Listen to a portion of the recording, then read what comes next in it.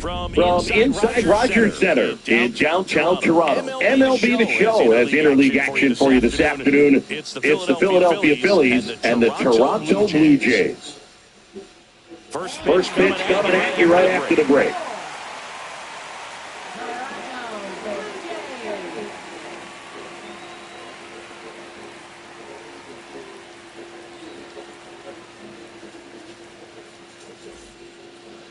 Just about set. Our starting pitcher in this one, Kevin Gausman. Four-pitch guy, he's got some options to work with in terms of keeping hitters off balance. So we'll see how he decides to utilize those weapons through this start here, and whether or not he's able to mix them all in early, or if he wants to hold something back a little bit later, maybe second, third time through the order, and give them something they haven't seen. It's tough when you know a guy's got that in his back pocket. As a hitter, you really have to stay on your toes.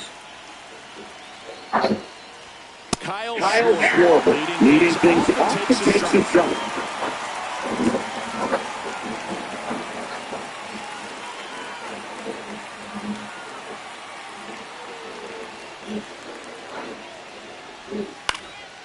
And there's a foul ball.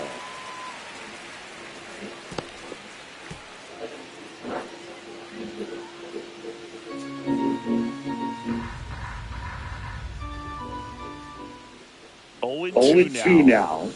Gets a piece and stays alive. That wasn't an easy pitch to hit. It's much easier to do damage against mistakes, but that's not what that pitch was. Good job to fight that one off.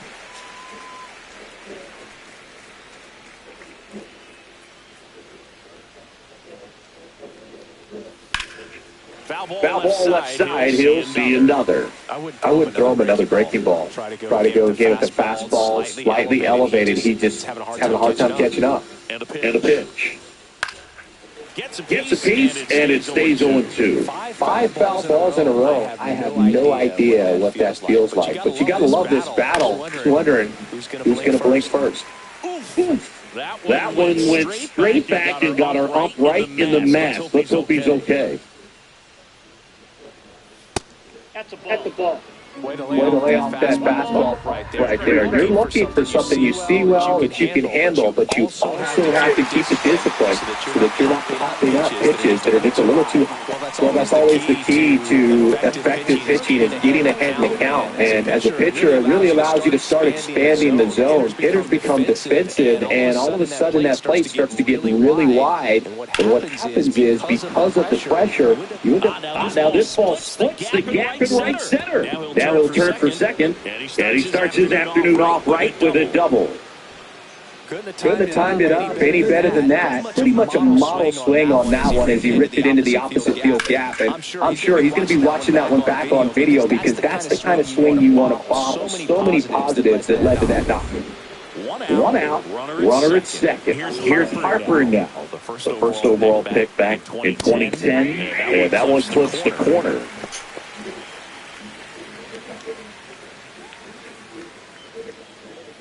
Turner, the runner at second with one away. Lined, and that's a base hit. Headed for the plate. Now a long throw home, but it's offline, and it's 1-0. Well, they strike first as he gets the job done to bring home the run. Anytime you rip a line drive the other way, you feel really good about what you did at the plate. You trusted your hands, you let the ball travel, and you took the barrel straight to it. That's great work right there. One gone runner at first. Here's Nicholas Castellanos. Swing and a strike one. The runner at first needs to be careful right here. He's dealing with a pickoff artist on the mound.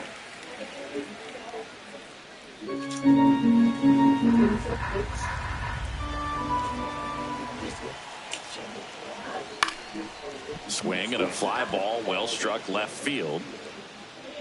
Lucas holds it in 2-0. And time now for the Phillies lineup. We could be in for a power showcase today with the wind blowing out, a lot of lift and separate, Chris. We know hitters are in this era definitely trying to hit the ball in the air regardless of the conditions, but I think even a little more so there's margin for error if you can get the ball up in the air. So, you know, you'll see at times, I'm sure, with 2 strikes, what looks like a half swing that can get out of the ballpark with a hitter who's got decent pop. Alec Bohm in the box with 2 gone and takes a look at a called strike.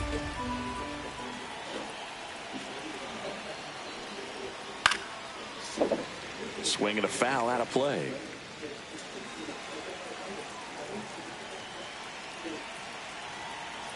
Two outs. Foul ball still 0-2.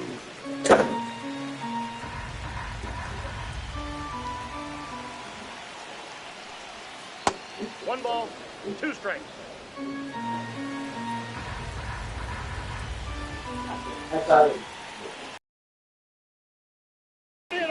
That fastball drilled him. He had 2 strikes on him, and he hit him. So first and second with 2 outs. Max Kepler at the plate. And a foul ball. It's great to get on the board in the first frame of the ball game, but here's an opportunity for them to really open things up with a couple of runners on. Let's see if they can cash in.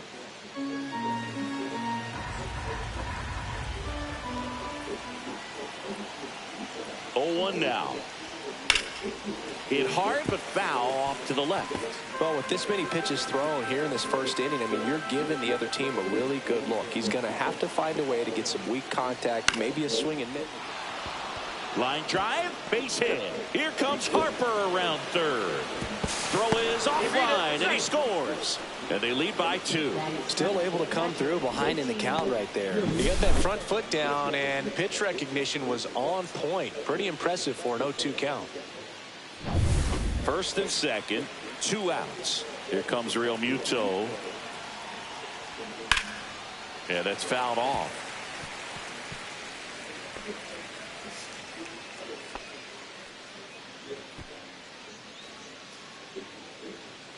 First inning going a bit long, 23 pitches to this point.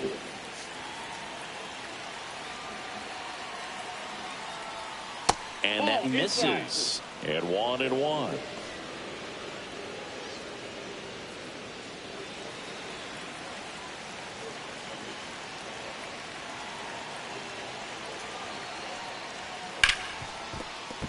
Fair ball.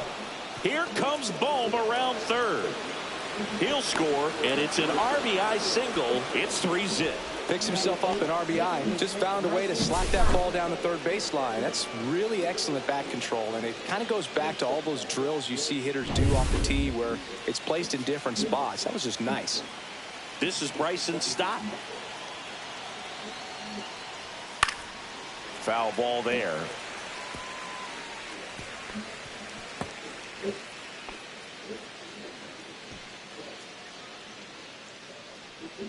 Kepler, the lead runner, out at second. Real Muto at first, 2 out of the inning. Next offering is fouled back.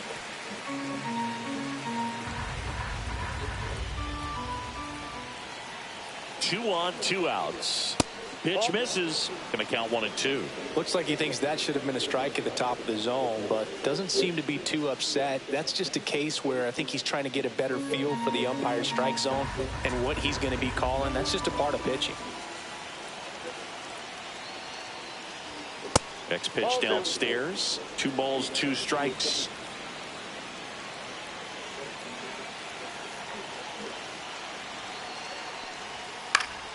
Fights it off. He'll see another. Tough start for him so far. Already at 30 pitches here in the first. That misses the zone. And now 3-2. He's great hitting the ball the other way, and that pitch did a good job to straighten him up a bit. Mission accomplished. That one ripped. And George makes the grab.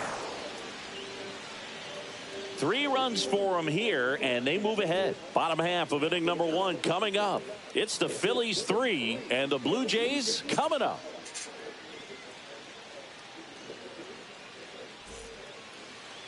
And we're back. Starting on the mound in this one, Zach Wheeler. What do we need to know here? Well, I'm interested to see how he utilizes his sinker to this lineup, Boog. You know, it's not necessarily his go-to primary pitch, but he does mix it in when he needs it. He's just got to make sure that it's not flat. Otherwise, it's going to get hit hard. So look for him to throw it up there when he needs a big double play, a ground ball, something like that to get out of an inning, change it up for a hitter.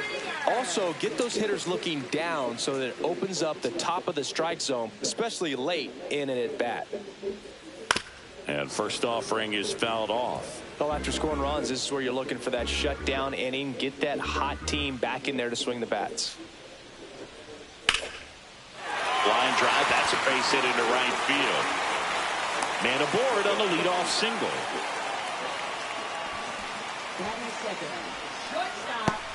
Bo Bichette up to the dish.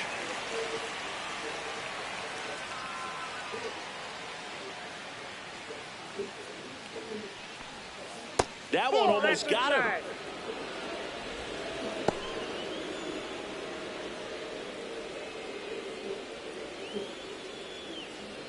Runner at first with no outs here.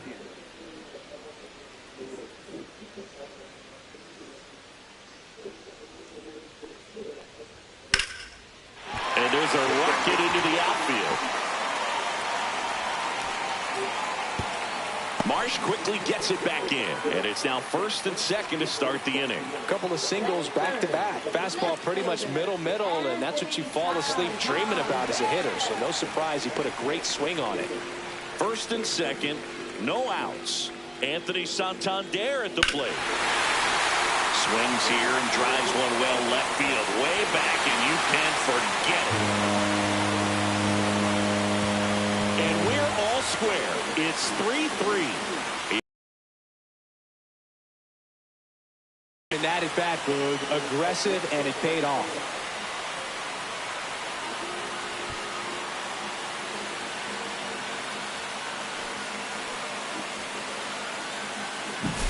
That's an incredible job of letting that breaking ball get deep, trusting your hands, and driving it out the other way. That's how you practice it in the cage. Incredible when you can translate it into the ball game. So it's all tied up thanks to the home run. Vladimir Guerrero Jr. the next to hit. And that drops in for a strike. It can be tough to bounce back after a big home run, but nobody on, nobody out. You just have to treat it as a fresh inning. Well, Siggy, this is a guy that grew up in big league clubhouses, and it's something that you see throughout the game. Sons whose fathers also played the majors. Fastball for a strike. I can only imagine the comfort level of being in the ballpark for those kids who are fortunate enough to have a dad that played in the big leagues. Them being on the baseball field, for some it's pressure. For them, they feel that they are right at home. The 0-2. Knocks that one away, and we'll do it again.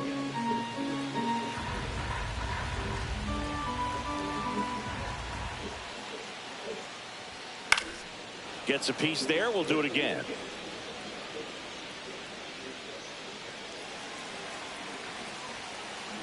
The 0-2.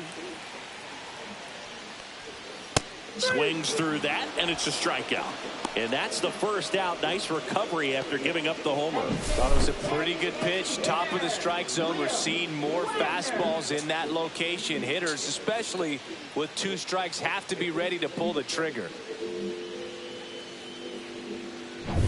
Will Wagner next up for the Blue Jays. First pitch doesn't find the zone.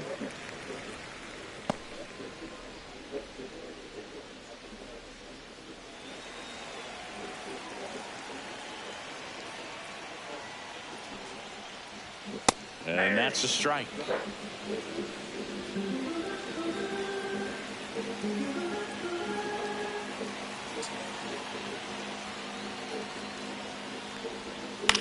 On the ground at first. Oh, what a stop. And they get the out. Man, a lot going on that play. Diving stop to his right in that hole, and then gets up and takes it himself. Man, it's a one-man show. 2 outs, base is empty. And next for Toronto, Alejandro Kirk. That clips the corner.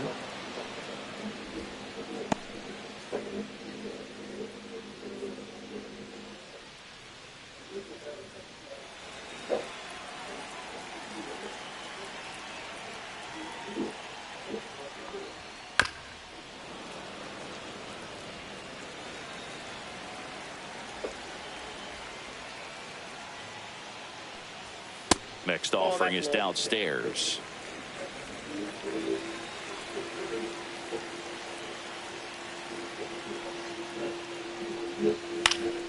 And they'll do it again.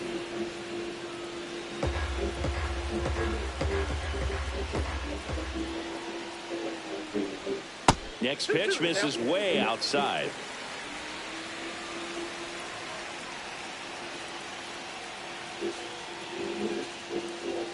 Way inside, gets out of the way. 2 outs, base is empty.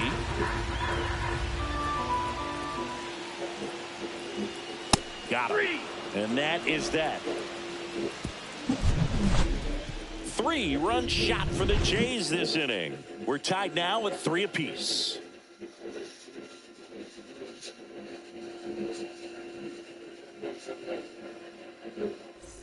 Back now in Toronto. New inning getting started. And now, Brandon Marsh.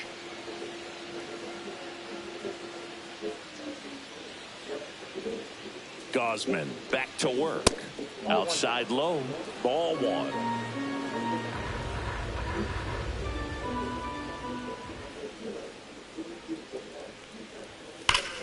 Swing at a ball ripped right field. And that one back. And that one is gone.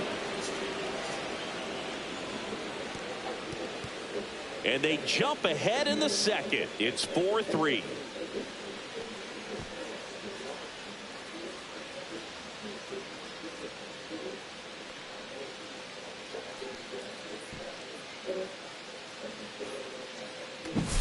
Just an excellent swing all the way around, and it had that sound coming off the bat that gets everyone's attention. Got a pitch to drive, short to the baseball, squared it up, and the backspin carried it out of here. Kyle Schwarber comes up to hit here. First-round pick out of Indiana back in 2014. That one finds the zone. It's 0-1. Always exciting to see a leadoff home run in an inning. Kind of gets the offense fired up, and you start to expect a big inning.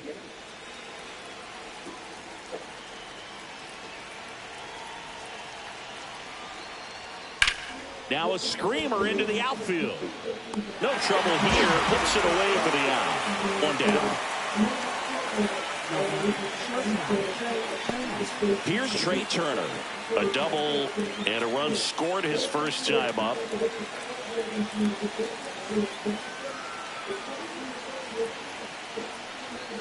Hey, partner, back in 2023, Turner homered off the same pitcher twice in the same inning. Only a few players have ever done it, and his were against his former team, the Washington Nationals. 1 out, base is empty, and a run in here at the top of the second.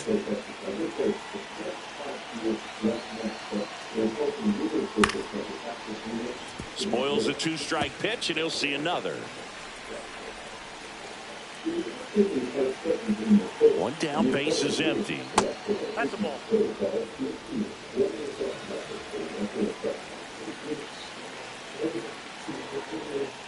That one drilled left field. That's down. One hops off the wall.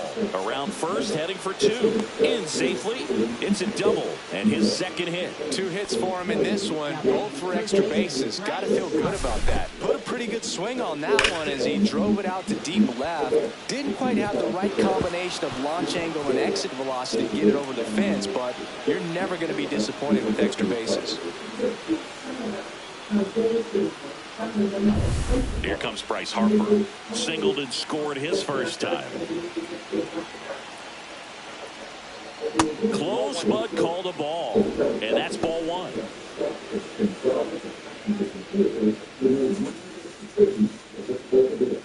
Turner leads off second with 1 gone in the inning.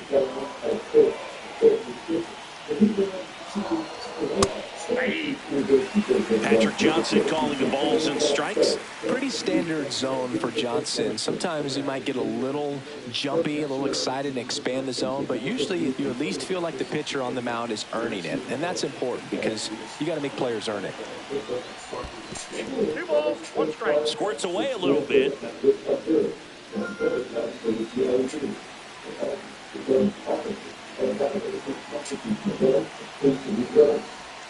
Ball 3.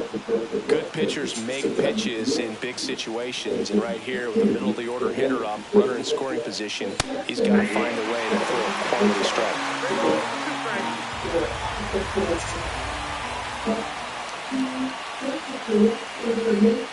And a swing and a miss. And Harper down on strikes. That's about as nasty of a splitter as you'll come across, especially in terms of movement. I mean, that thing tumbles out of his hand and just drops off the table at the last moment. If he keeps it down, it's just so tough to put wood on.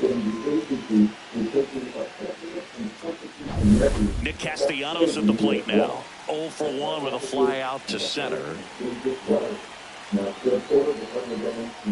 There's a strike.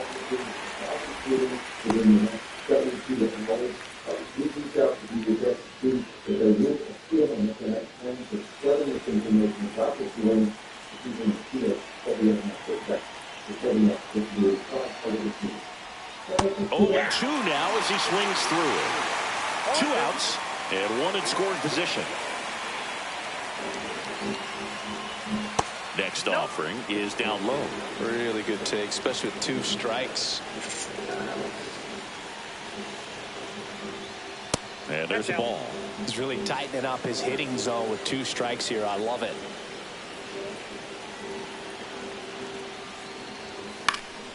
And it remains 2-2. Runner at second, 2 down. Swing and a miss. Struck him out. They limit the damage here. The Phillies get 1 by way of the long ball. It's now a 4-3 ball game. You're watching Major League Baseball on The Show.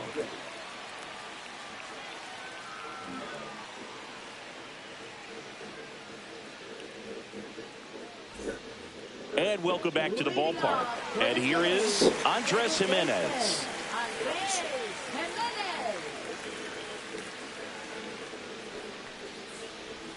Down in the dirt, swing and a miss. 0-1.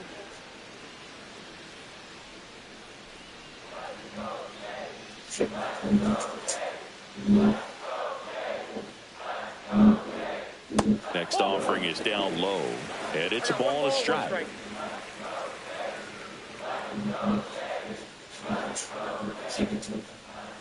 Misses just off the outside edge. I think that was a strike.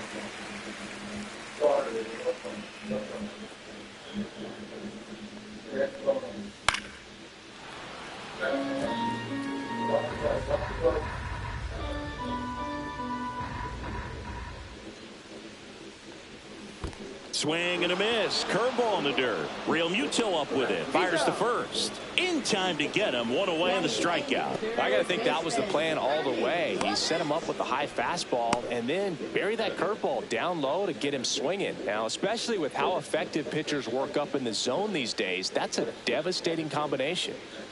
Now, Ernie Clement. And that one fouled off.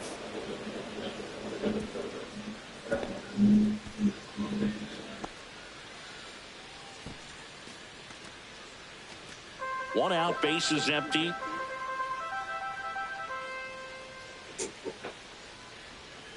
Fought off foul.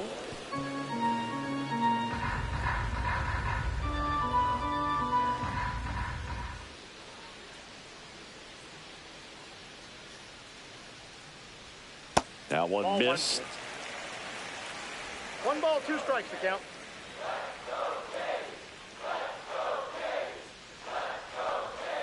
And he chases that one below the zone. Real Muto gathers, throws to first, gets the out, 2 down after the strikeout. Nathan Lucas now at the plate.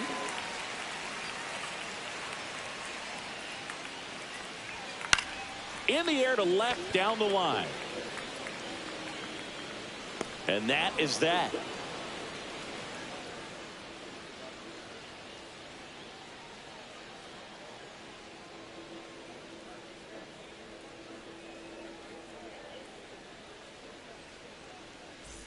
On to the 3rd inning, and here comes Alec Bohm. Well, Chris, through the early stages, he hasn't been very efficient in terms of the pitch count. He's going to need to get some quick outs if he's going to get deeper into this game. It is interesting, though, when you consider the way the game is run now. Doesn't even matter that much if your starter doesn't go that deep because teams are really aggressively building their bullpens. Throws across the diamond, and a quick out, number 1. Now batting, left fielder, Max Kepler. Now batting Max Kepler. Singled and drove in a run his first time through.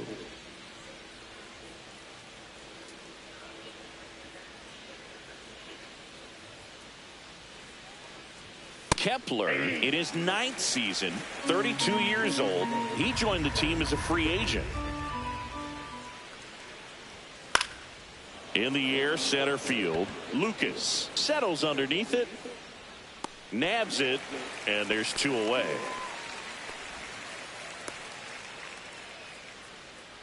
Now batting, catcher, JT. 2 down, base is empty. JT Real Muto steps in. RBI single his last time up. Outside, 1-0.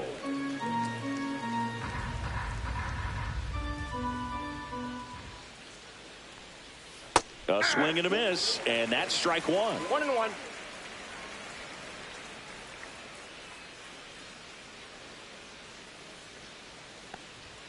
Next offering is in for a strike.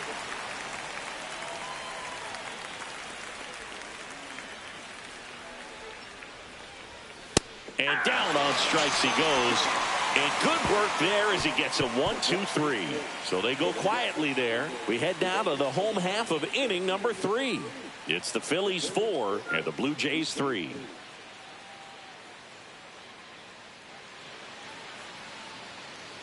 Back here at Rogers Center, here's George Springer.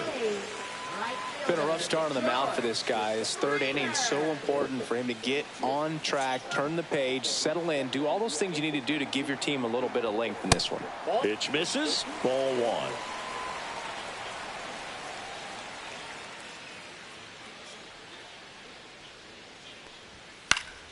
1. And that is out of play. Pretty good pitch there to take a rip at. He wants to get his arms extended. He likes the ball away from him a little bit, just not able to square it up.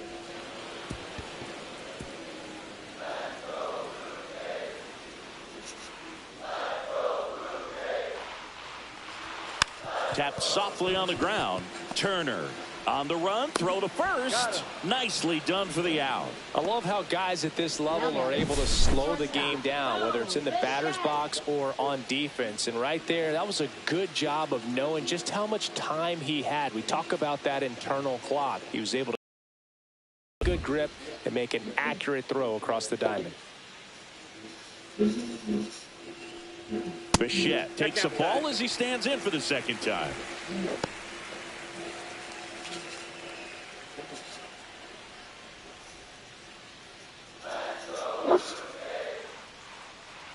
One down, base is empty. Just missed. That's a good pitch there. Really had some run and finished a little up and in just on the edge. And that's one of those, if you swing at it, hit a broken bat as you jog back to the dugout.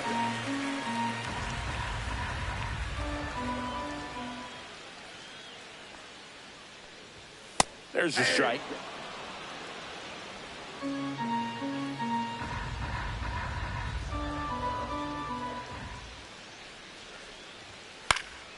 That one fouled off.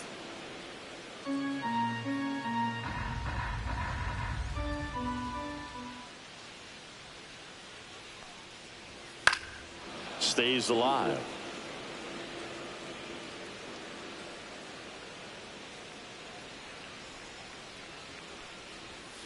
That's a strikeout. Good looking sweeper there. And now the big time power threat, Anthony Santander. He's already homered here in this one.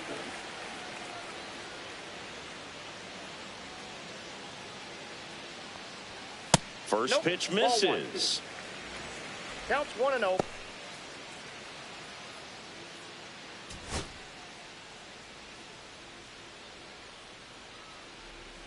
Two down, nobody on. That's ball 2. 2-0 count, great hitter at the dish. If you're going to miss, you've got to miss outside the zone. You miss inside the strike zone, you'll be asking the umpire for a new baseball. There's the strike. Goodness, I think he just took the best pitch he's going to see in this at bat. You don't get many like that in that location. I don't know if you take that pitch against any pitcher out there on the mound. 2 outs. And that is cut on and missed. And that is strike 2. Love to see it. Power versus power right there. Swing and a miss. Wheeler gets the strikeout. Nothing doing for the Blue Jays. They still trail it here 4-3.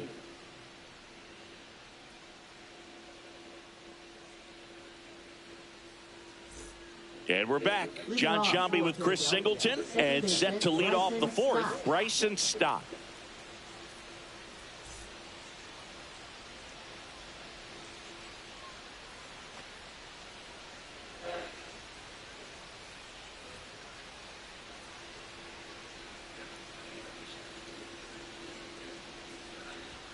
That's outside. And that is ball 1. You know, these Phils showing great discipline at the plate, and patience definitely seems to be the name of their game in this one. Pitch count is pretty high, and they've plated 4 runs already, so I think it's safe to say their game plan is working out pretty well right now.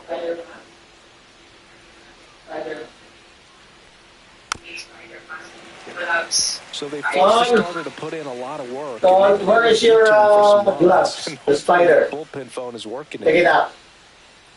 We're gonna bring it, and don't forget to bring your saver, okay? We're going to take a look at the whole sequence of that. When go to start Notice on the pitch don't forget to bring your saver. Bring it on up. the edges of the strike zone, and as a hitter, that can be pretty frustrating because you don't expect the pitcher to be able to make quality pitches one after another like that. And so those are tough spots to do damage, and a great demonstration of pitch command, and it got him a punch out that time.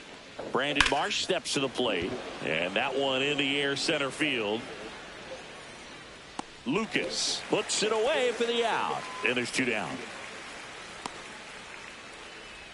Now batting, the designated hitter. Back to the top of the lineup. Now it's the DH, Kyle Schwarber. 0 for 2 in this one.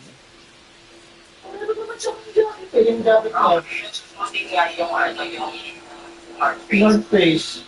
There's a strike.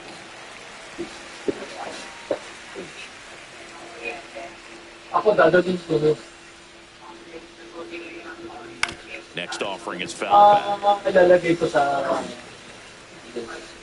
Hindi ba kasi voting ko? Ball one there. Hindi ba kayo leader na din ko? By that much in an 0-2 count. Just try to overthrow that pitch. Hindi, gagamitin mo pa yan. Sa Tuesday niyo. Ha? Yeah. Hindi, dadalhin ko yung jacket na, yung leather. 2 down, nobody on. Got him looking. And it's a 3-up, 3-down inning. Phillies down in order, but they hold on to a 4-3 lead.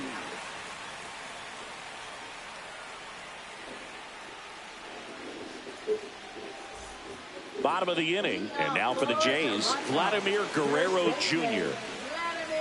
I love the fact that we've seen both Vladimir Guerrero and Vladdy Jr. win the home run derby. They're the first father-son duo to ever win it. Vladdy back in 2007 and Vladdy Jr. in 2023.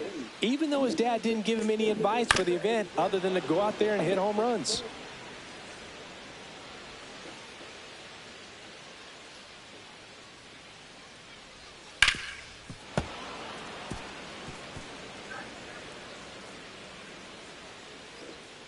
And now it's 1-2.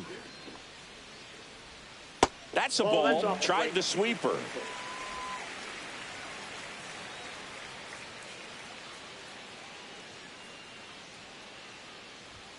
Fans another, and that's 3 straight strikeouts. Really love the pitch sequence right there. I'm telling you what, pitcher and catcher are on the same page right now.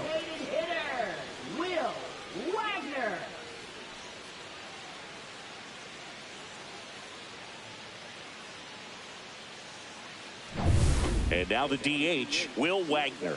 Grounded out his first time up. Little chopper rolls foul.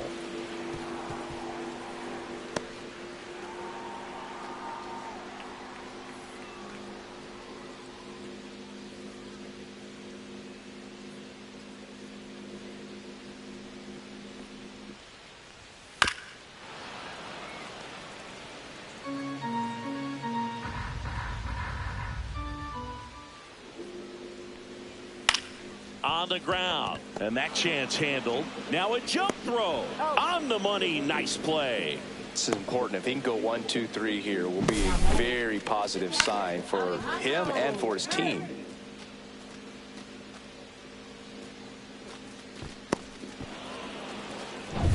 Here's the Toronto catcher, Alejandro Kirk. On the inside corner for a strike.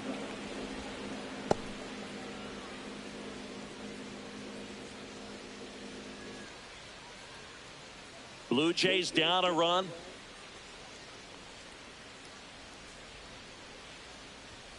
Pitch misses. 1-1.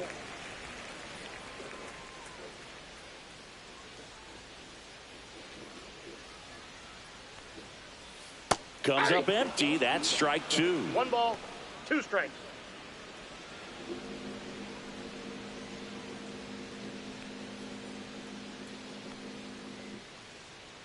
Two outs. Good eye right there.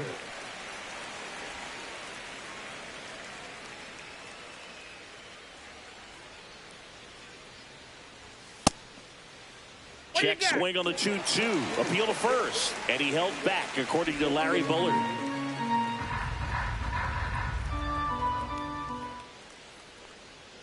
That's ball 4. Tried another fastball, but missed the spot. Just missed his spot on the inside right there. So a man at first. Here's Andres Jimenez.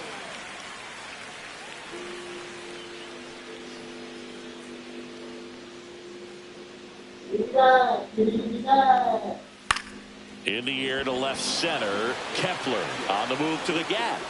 Makes the catch. And that will end the inning. Blue Jays held in check. Score holds at 4-3.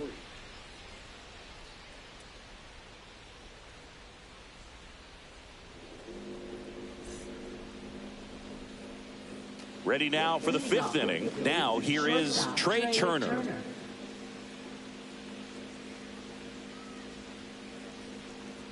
Gosman back to work. The shortstop takes the ball. Well, these Phillies, digging into their numbers, have to be happy with the swings they're taking. They've been lining the ball all over the ballpark, and unfortunately, sometimes it's right into a glove. But still, they've hit 9 line drives so far, and that's something they should feel very good about. Fouled off left side.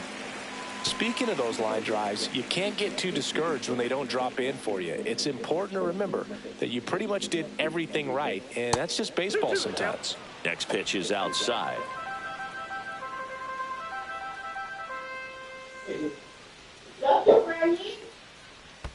And that's in the dirt. He should get a pretty good pitch to hit here with 3-hole hitter coming up if he's walked.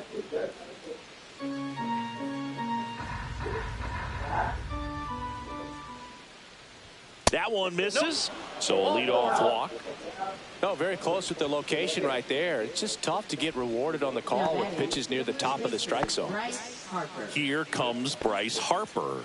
Singled and scored back in the first. He's 1 for 2. Gausman throws over, and Turner's back in.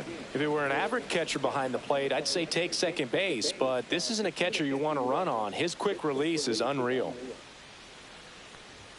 Ball 1 to Bryce. Toronto's bullpen with some action. Brendan Little getting ready to go. Sandlin warming up as well.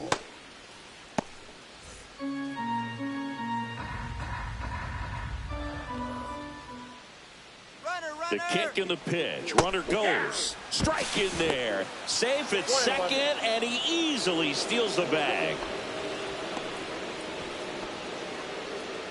Turner leads off second with nobody out. Tap fouled the plate.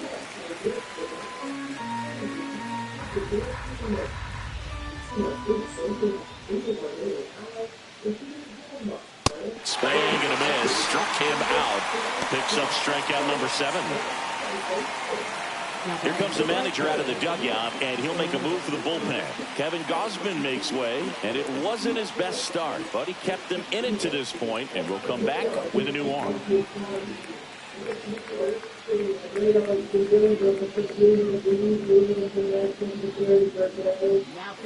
Nick Sandlin comes on now. Still pretty early in the ball game, so this bullpen has some work ahead of them. Best case scenario might be if he can come in here and get several quick outs, kind of bridge the gap that starter left for him. Nick Castellanos digs in now.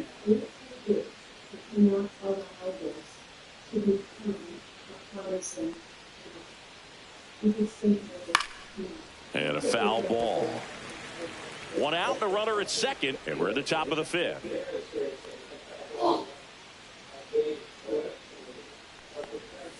Right through there for a strike.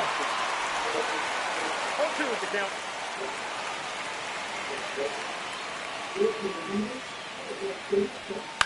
Hit on the ground to short. Bichette. The throw to first, and Castellanos is out. Now batting, third baseman, Alec Bohm. And now it's Alec Bohm. He's 0 for 1. Siggy, he's got a history of coming through in the big spots. I know I like to talk about, I'm not sure whether clutch actually exists, but you look at the numbers, and this guy always seems to deliver in those spots.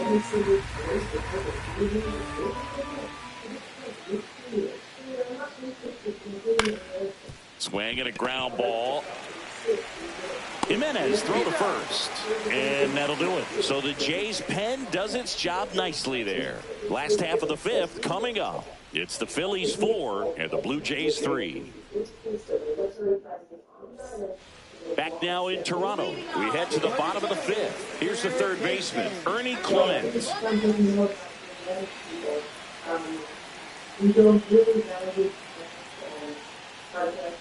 Well, Boog, after watching the first inning of this one, you would not have expected that this pitcher would be in such a groove and still in the ball game at this point. And downstairs.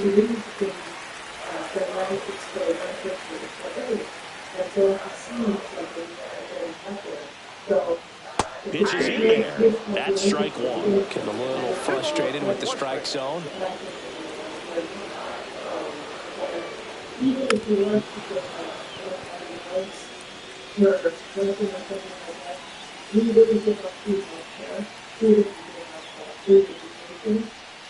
Swings through it, and that's a strikeout.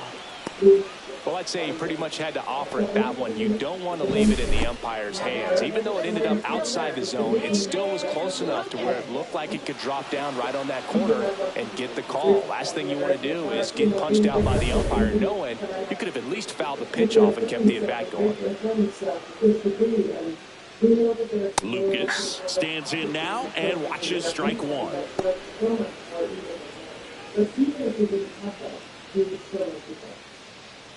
So everyone here knows about the Next pitch is downstairs. One ball, one strike.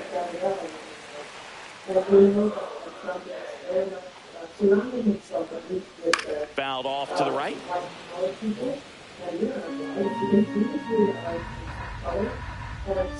One down, base is empty. Battling here as he fouls it away.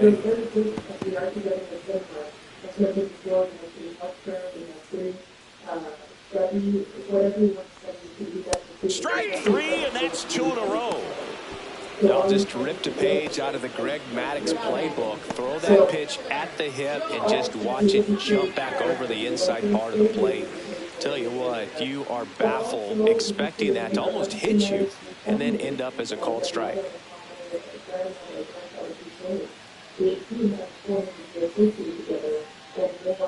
Springer, the next to hit, takes ball one.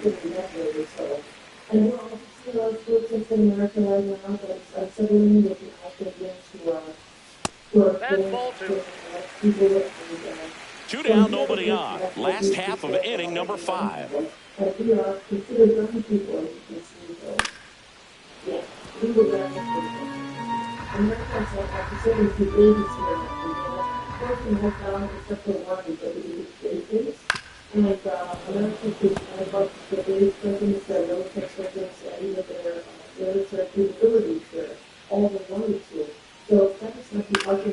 Spoils that one, and it remains 2-2.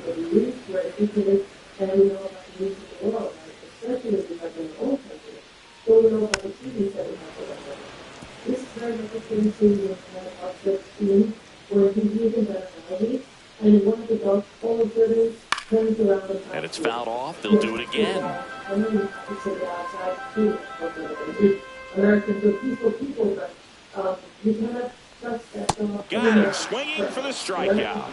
And he strikes out the side for the second time today. Impeccable command in that one. 3 batters, 3 strikeouts. That's electric stuff out there on the mound. If you wanted to escalate stuff, you could also influence like dropping all American pitchers on, right? That would hurt. We also have to look at France and Canada and all of the areas that are coming to our website now. All right, we go to the top half of inning number 6. And digging in for Philadelphia, Max Kepler. So, I mean, it's not a given. Fastball for a strike. 0-1. Man, I mean, nice job just presenting it to be better than it actually was. And that's pushed foul off to the left and out of play.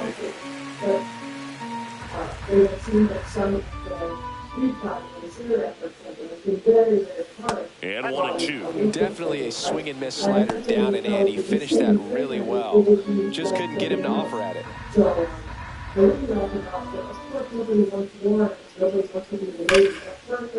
That's a laser base hit. So a man on base to start the inning.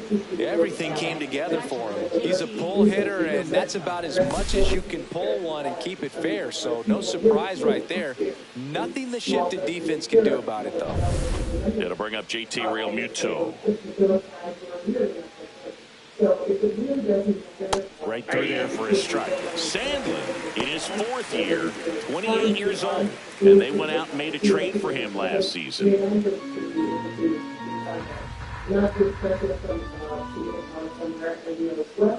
Here's your 1.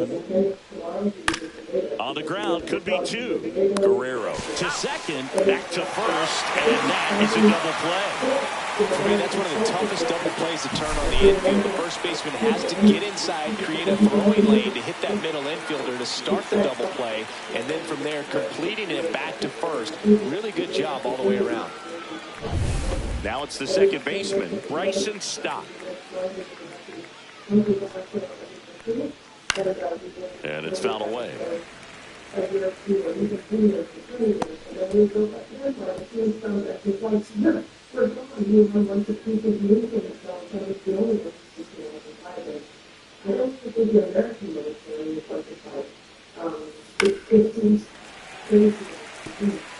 seems like he's got to clear up some of the Next one is off the plate. Now 1-2. Double-barreled action in the bullpen. Brendan Little, the left-hander, up and throwing. Swanson getting cranked up as well. Here's a 1-2. Swings and misses, struck him out. No runs, one hit, no errors, and no one left. 2-3-4 due up in the home half of the sixth. It's the Phillies 4 and the Blue Jays 3.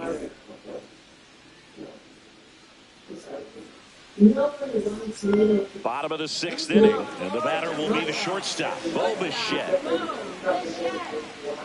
On the mound, he had a little trouble back in the first, but it's been a different story the rest of the way. Really settled into this outing nicely.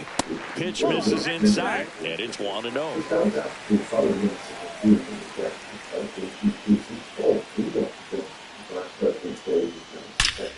Line drive, caught.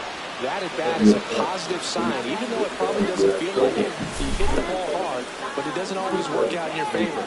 Sometimes a defender is there to make a play.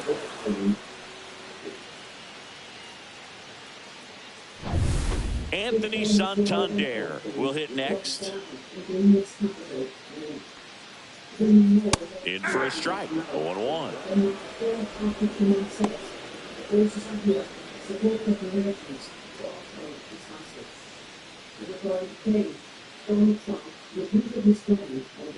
One down, base is empty.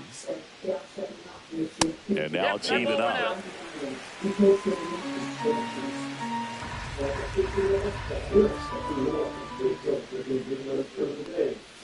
Went with the sweeper, but it misses. Home team down a run here in the bottom of the sixth. Swing and a miss. It's 2-2. Good late sink on that fastball. Out of the hand looks so good, and then by the time it gets in the hitting zone, hard to get the barrel to it. That misses, and it's a full count.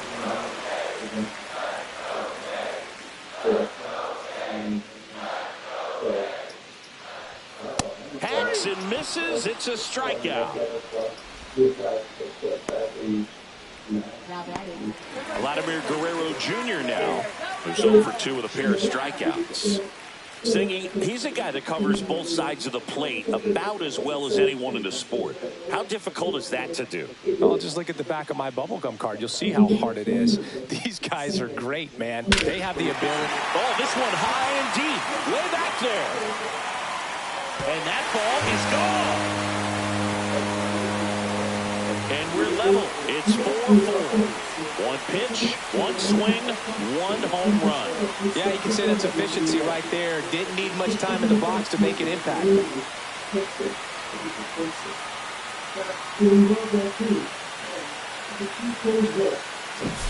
There was a cutter away. Kind of works like a slider. You've got to stay on it, let it travel a little bit, and then get your arms extended. Really good piece of hitting right there. Manager out of the dugout now, and it looks like we'll see a change on the mound. Zach Wheeler won't go any further, and it's a tie ball game as he heads for the dugout. Back with a new arm after a quick break.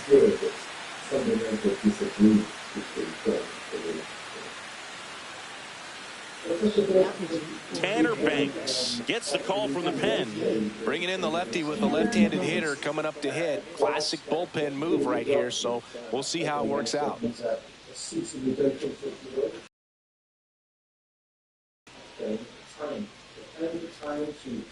So it's all tied up thanks to the home run. Wagner, the next to hit. Off the mark there, and that's ball one.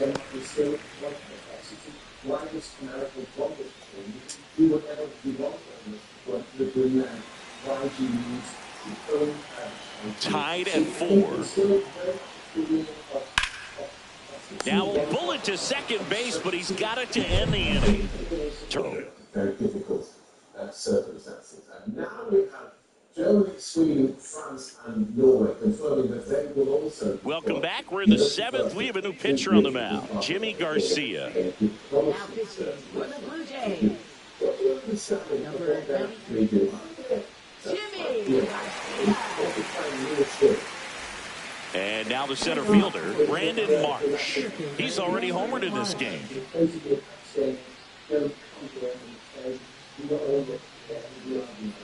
And the first pitch misses for ball one.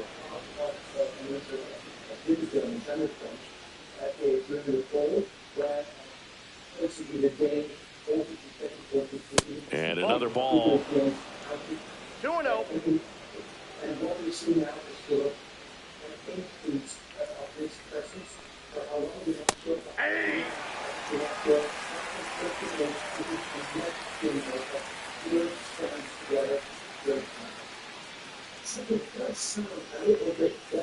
Fouls one off. 2-2.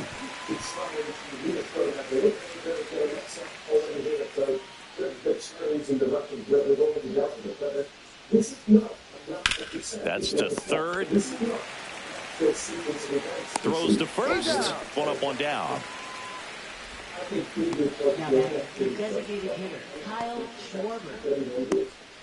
And Kyle Schwarber will come up 0 for 3 in this one.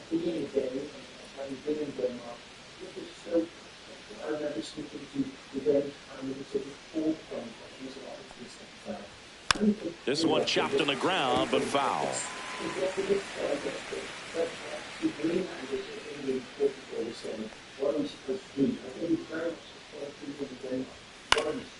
Swing and a foul out of play.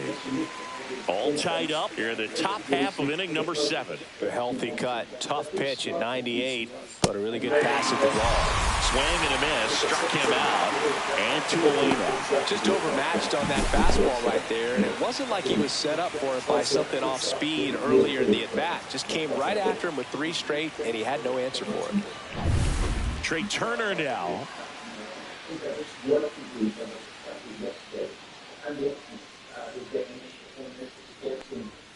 First pitch, and he just misses.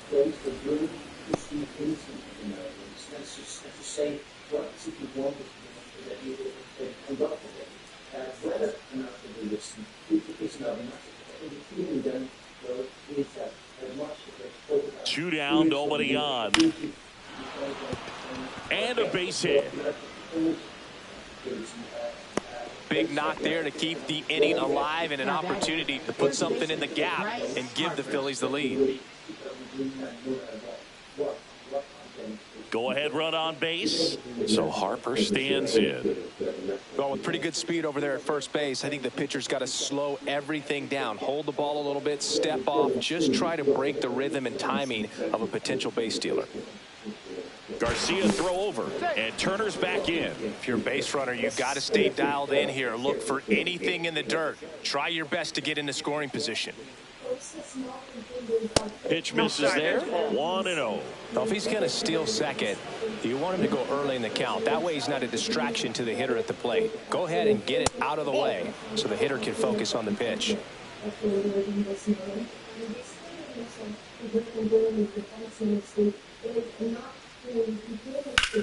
On the ground to third. On to Jimenez. And that is that.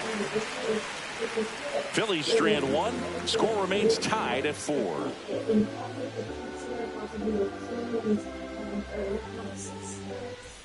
And welcome back to the ballpark. Bottom of the 7th. Here's the catcher, Alejandro Kirk. This guy, one of the best defensive catchers going. You talk about framing, the ability to block, catch, and throw.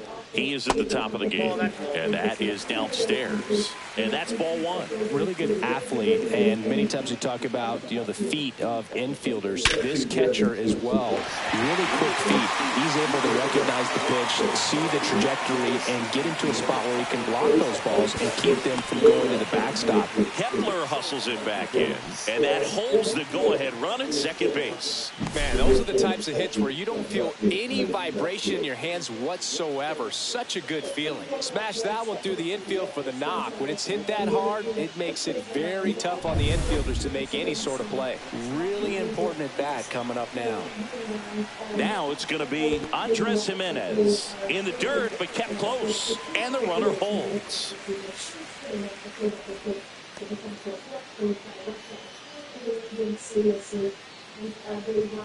Go ahead run in scoring position. Nobody out. Next one is off the plate, and it's 2-0.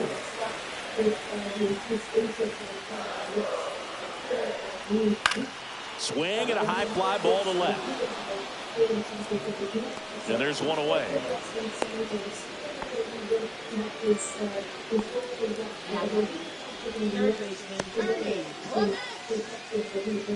So up next for Toronto, Ernie Clement.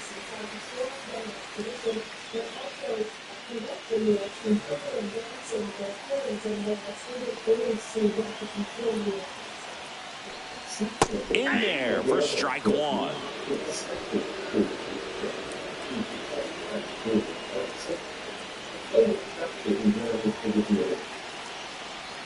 Just missed. One out. The go-ahead run is at second. The next offering misses, and that's ball two.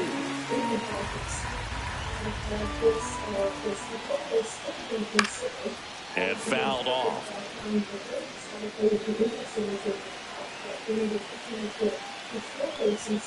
Still 2-2 after the foul ball. Man at second. Line drive. And foul ball.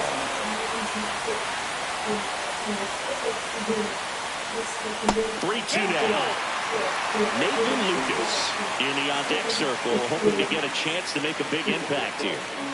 8th pitch of the at-bat coming up. And ball 4, 2 aboard.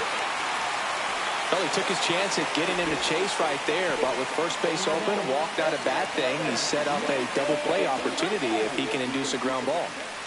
2 on, 1 out. Here's the center fielder, Nathan Lucas. Yeah, that's fouled off. At the dish, looking to lift the ball in the air in this spot. Anything but the inning double play move. 2 on, 1 out. That one outside, and it's 1-1.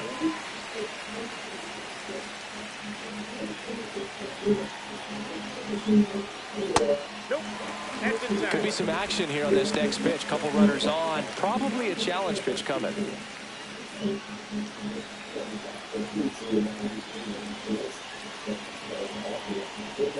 And that drops in for a strike.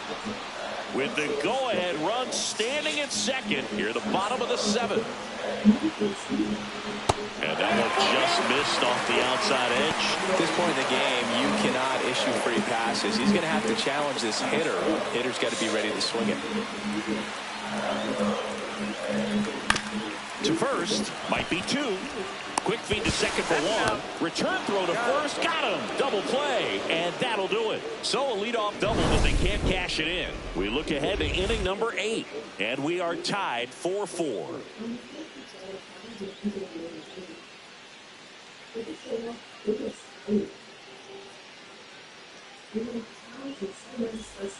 Welcome back, and a new arm on the mound to start the 8th. Chad Green.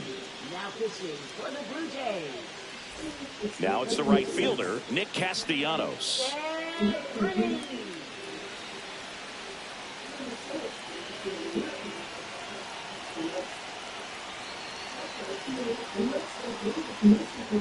And That's outside.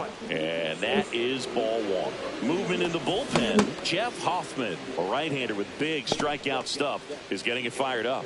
Swanson also throwing.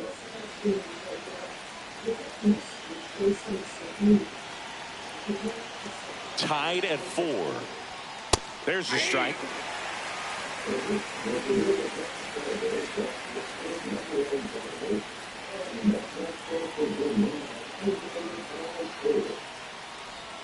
Outside. Pretty easy to give up on that pitch right there. Started on the edge of the plate with the spin. You know it's going to finish well off the plate.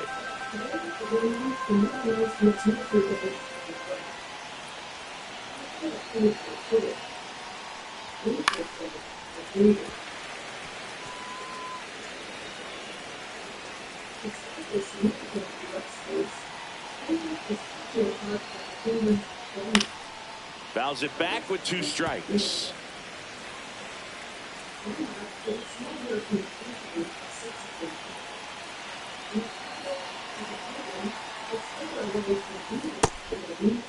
Check swing. Now we'll look down to first. And he punches him out. He went around. And now Alec Bohm, known for his late inning heroics.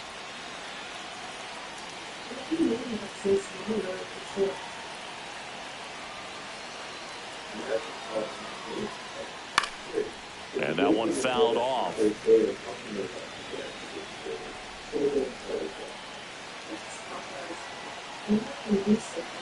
One down, base is empty. Swing at a high fly ball, well struck. That one's carrying. Pulls it into the warning track. Definitely didn't get all of that one, but man, the wind almost pushed it over the fence and left. Here's the left fielder, Max Kepler.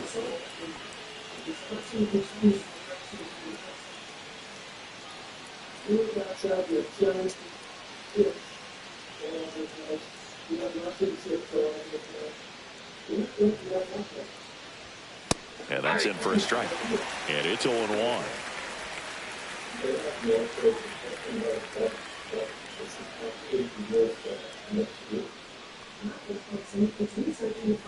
Right through there for a strike. Well, he didn't like those first 2 pitches. Now in an 0-2 hole. He's going to have to battle. Hope he gets a mistake.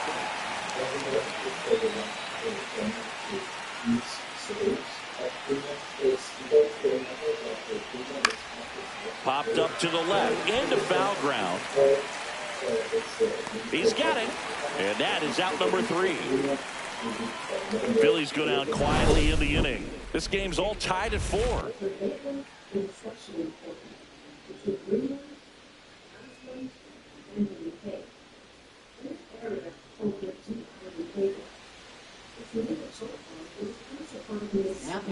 Back now, new pitcher on the mound as we roll into the bottom of the 8th, Orion Kerkering.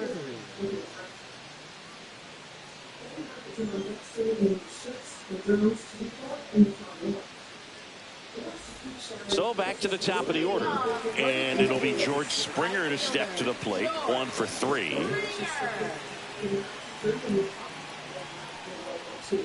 That one finds the zone.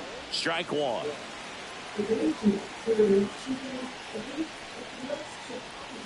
And a strike. No balls, 2 strikes.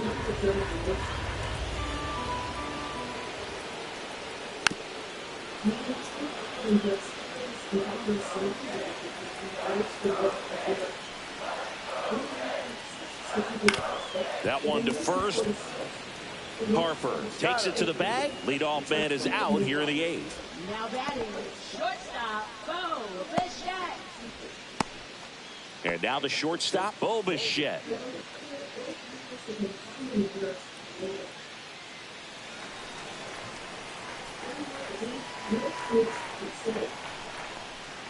Pitch is in the dirt. Ball 1. Stirring in the Phillies bullpen, Jose Alvarado. The left-hander is getting that big fastball of his ready to go.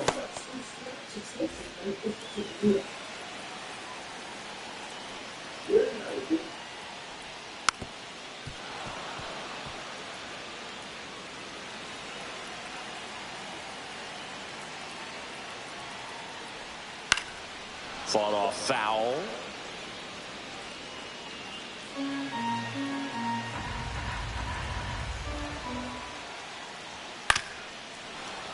Fights that one away. Still 1-2. Base is empty, one away. Here the bottom half of the 8th inning. And a swing and a miss. And there's 2 away. Now batting. So 2 down now, and here is Anthony Santander. The outfield shifted pretty heavily towards right field. That misses the zone, and it's 1-0.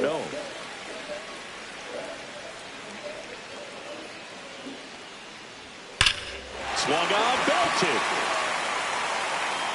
Out of here. Another homer. His second home run of the game, and they grab the lead in the 8th. It's 5-4.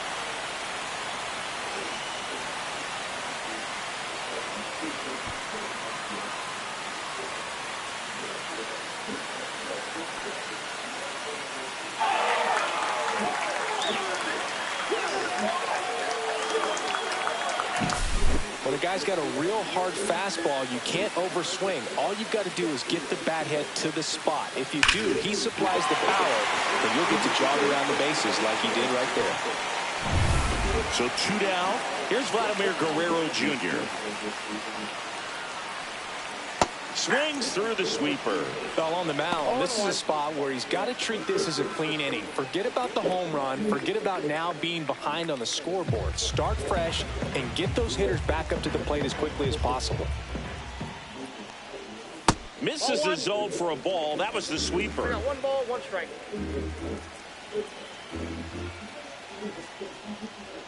And he gets tied up right there. Talk about tying a guy up. That was ugly.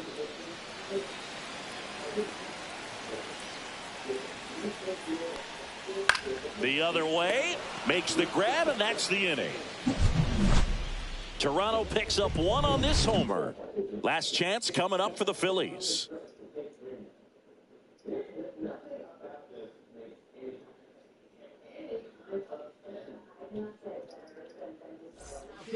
We're back, and on the mound is the closer, Jeff Hoffman. And I can't imagine any save is an easy one. You're holding a small lead on the scoreboard, and you know those hitters are going to give you the best at-bats they can. So it's always high stress. Let's see what he's got here to try and close it out. Here's JT Realmuto.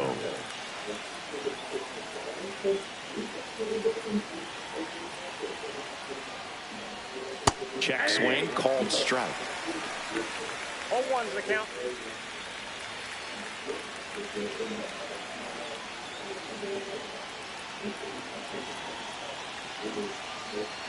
Looking to get the tying run on base. On the corner for a strike, and it's 0-2.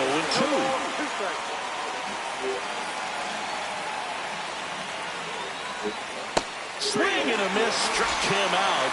And a strikeout for the first out here in the 9th. Well, that right there is what you want to see out of your closer. Come in and close the door, cancel any hope that that opponent has in making some type of comeback in the ball game. Tell you what, that helps him settle in, and that helps everybody else relax a little bit to get these other 2 outs. Stop in the box now. Take strike 1. 1-run game here in the top of the 9th. And that's outside. Trying to keep good speed off the bases.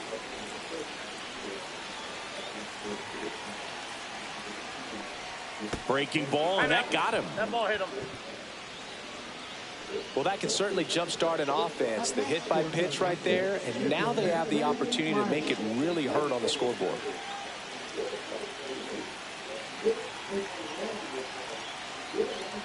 Marsh in the box with 1 away as he takes ball 1. Home plate umpires trying to tighten things up a little bit.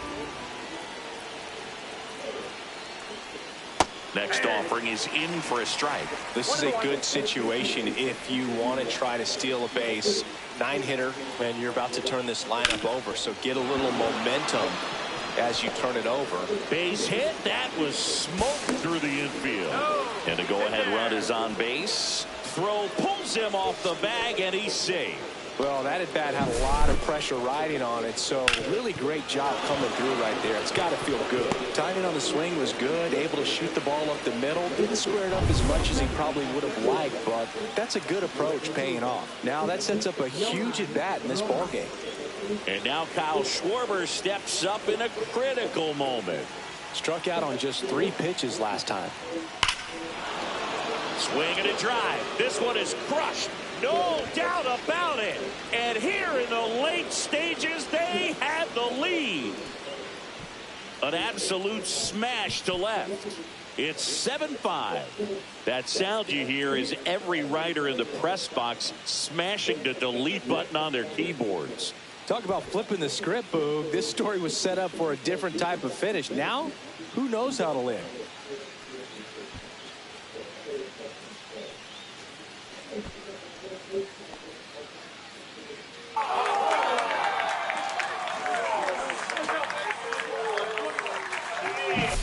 That's an impressive swing of the bat to go over the wall to the opposite field gap. And, there are a lot of guys that just don't have the pop to do that, and probably just as many who don't have the approach either. He let that ball travel, and he got great extension on the follow-through to drive it out of here. Manager out of the dugout, and he's going to make a change. Jeff Hoffman done for the afternoon. 2-run ball game as he heads for the dugout, and we'll be back with a new pitcher.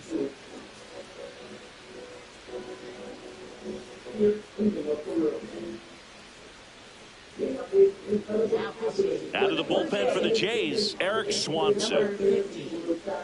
Eric Swanson.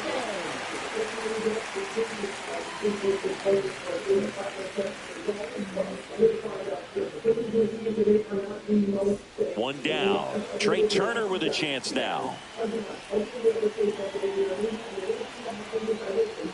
That pitch in for a strike. Swanson goes 6 feet 3 inches, 31 years old, and he was drafted in the 8th round back in 2014. The 0-1. Swing and a pop-up foul at a play off to the right side. That'll find the stands. One down, base is empty. Struck him out without a swing. Called strike 3 and a fastball up in the zone. Well, I think that's a case of overthinking right there. He got 3 straight fastballs looking in the 0-2 count just to pour it back. 2 outs, base is empty. So here is Bryce Harper. First offering and it just misses.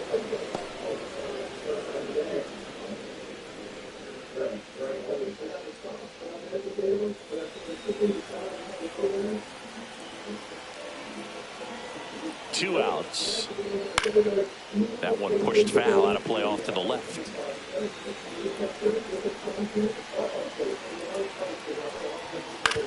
Well, with the shift on, hits right into it. He takes it himself to the bag, and that'll do it. Phils get 3 on this long ball. It's now 7-5.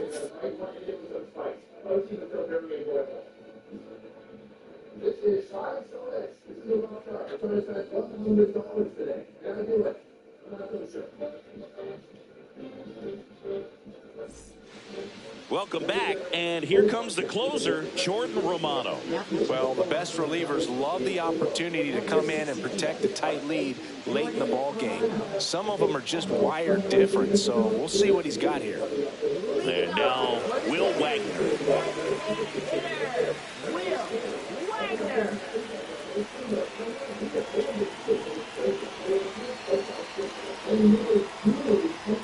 First pitch doesn't find the zone.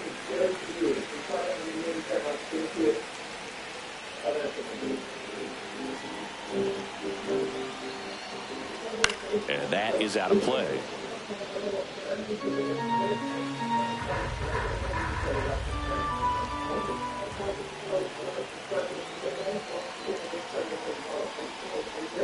And that one missing low.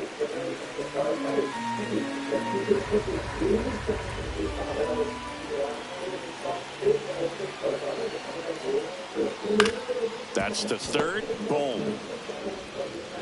In plenty of time to first. One out, bottom of the ninth. Those plays can be tricky. They're routine, but that doesn't mean it's always going to be smooth. He delivered a good play right there. In steps the man they call Captain Kirk.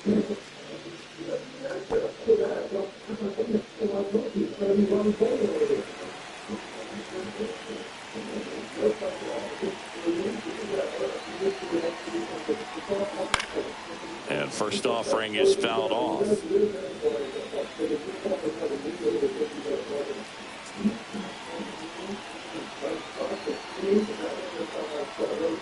Fastball for a strike at 95. The Blue Jays down by a pair. We're in the last half of the ninth inning.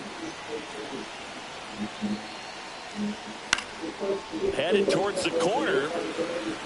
Kepler racing over to make the catch. That's just a really nice catch on the run right there. He saved extra bases for sure. If the pitcher's his friend, he'll give him a second to catch his breath before he's ready to deal the next pitch.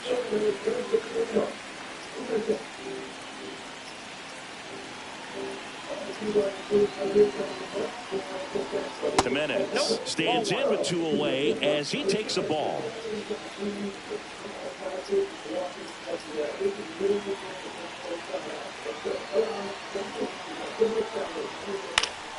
Pulls that one foul.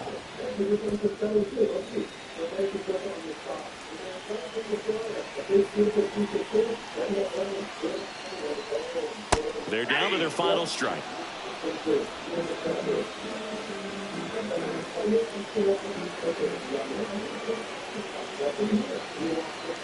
Romano is just one strike away. That one inside, and it's 2-2. Two-run game with two away here in the bottom of the ninth.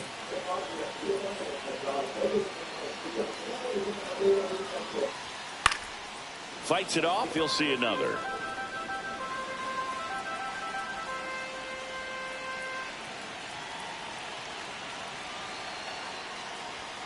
And a swing and a miss, and that is the ball game.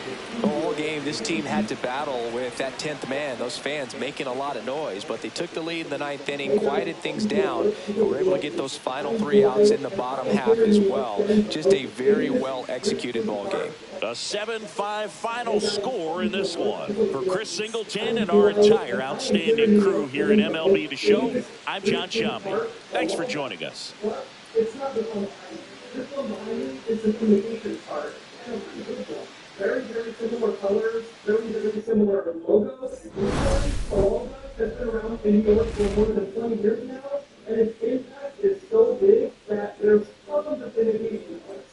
Some imitations are swinging like this are tiny.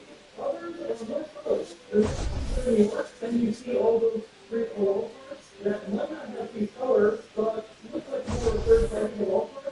Those are also all imitation parts of the original wall. The original wall guys started with the brand. They began as a normal hot dog stand, but when many of their customers were cab drivers and they wanted some alone, they started making their own similar to rice street food, and they took off the rice spread, and now all guys are planning to not just have New York locations, but they have locations all over the U.S. and even all over the world.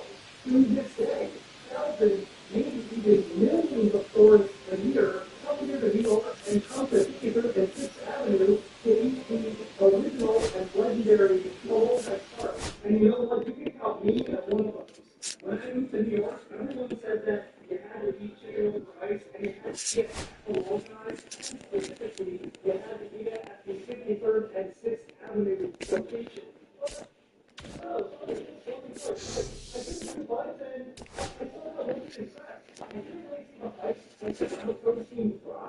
I found the rice good, but a little bit oily and a little bit overly greasy. Since then, I have been the whole guys many more times, and every single time I'm not only not impressed, but possibly more and more unimpressed every single time. Who knows? Maybe it's just me.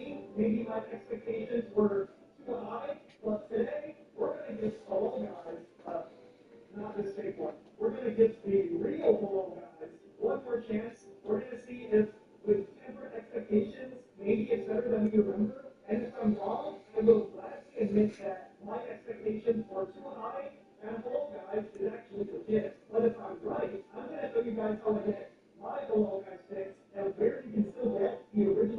Before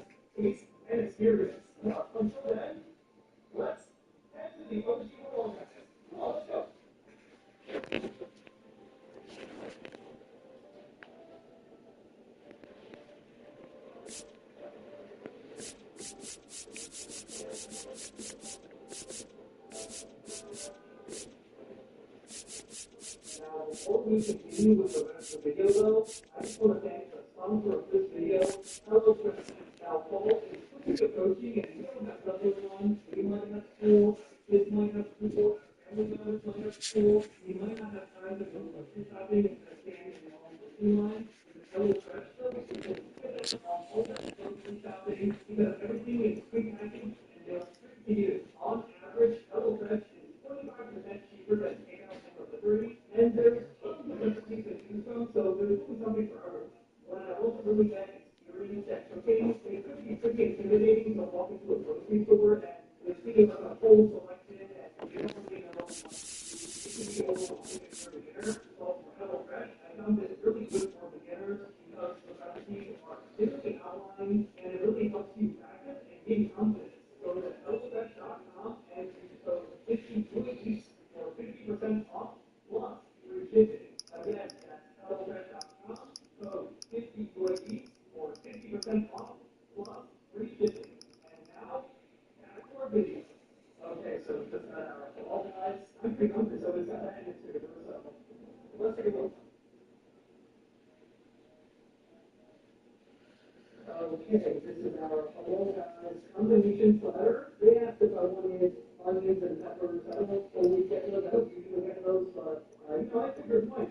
So there's some beef gyro meat, or if you want me to say more accurately, gyro meat. And then here we have some chicken. Chicken over rice is what put them on that. And as it was before, the chicken looks a little bit on the dry end. It looks a little bit stringy and not particularly appetizing. I do gotta say one thing about Hello Guys though is that when I first moved to New York, and even though I did not 100% think they did the hype, they at the very least were little was also out of it. Or and really feel like it's a distribution. Now they tend to see these packs, and when they serve it to you, they have a full spectrum of flavor. So they're either like slightly cold for the touch, but I guess they'll warm up. If I remember correctly, the sauces are pretty popular. So that's it.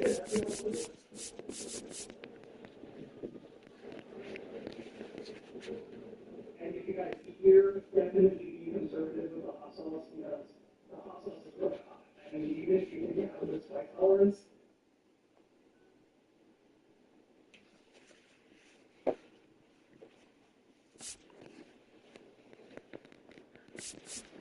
so if you need any more food, you already want a little bit of all that. So just take it.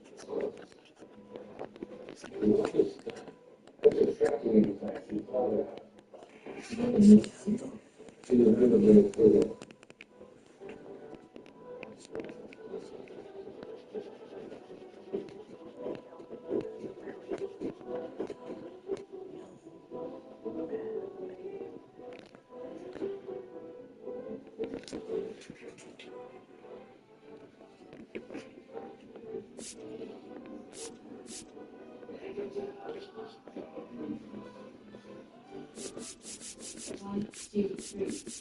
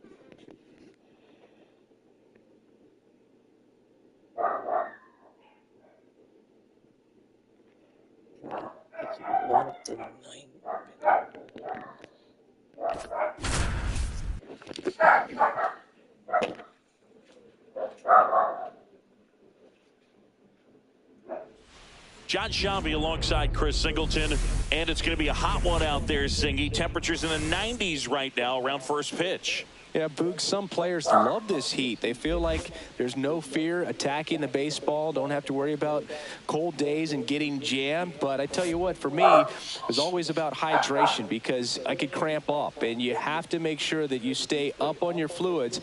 And it's not just when the game starts. This is something that you have to do days in advance if you're someone that's prone to cramping. It's the St. Louis Cardinals taking on the Miami Marlins. All right, we'll be back to get this one started after this. So just about set now. And pitching in this game, Sandy Alcantara. What should we keep an eye on here? It's always interesting to see how he utilizes all of his pitches and how many of those he has a good feel for on that given day. When he's right, he's really able to keep hitters guessing, and all of his stuff seems to be coming out of the same arm slot, the same tunnel, and that can make life very difficult on his opponents. Ready to go now? Now up for St. Louis, Mason Wynn. High fly ball down the left field line. That's back. Onto the track, and he makes the catch. Now we take a check of the St. Louis Cardinals lineup. And the challenge for this lineup today, Singy, finding a way to have success against the sinker ball. Yeah, it's a tough pitch to hit, Boog, and even harder to elevate. Got to set your sights a little bit higher when you're at the dish. They're struggling with it. I'd expect them to make some type of adjustment. It won't take long to see how well that sinker is working today. Alec Burleson in the box now. No balls and a strike.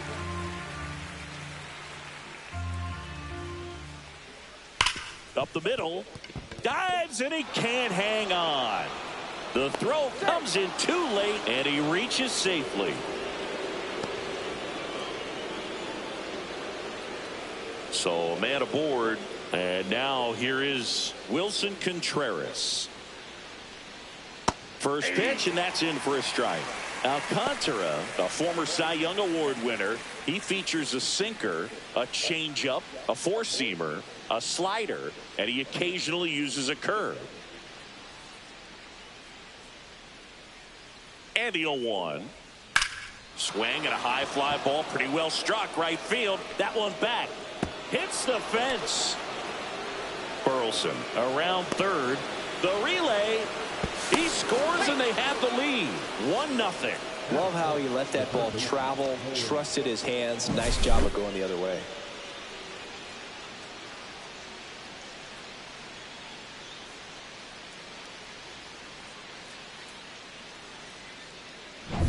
So now it's Nolan Arenado.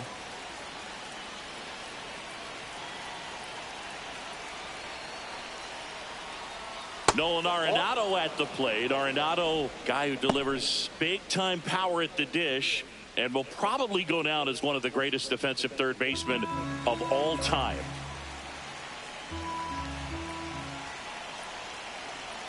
And the 1-0. And another ball. And speaking of that defense, it's hard to imagine that in high school, Arenado shared the left side of the infield with another elite defender, Matt Chapman, at El Toro High School in California. Contreras, the runner at second with one away. And that's off the inside edge. And the count is 3-1.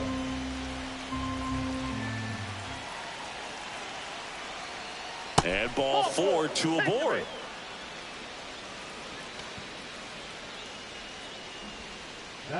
First and second, 1 out.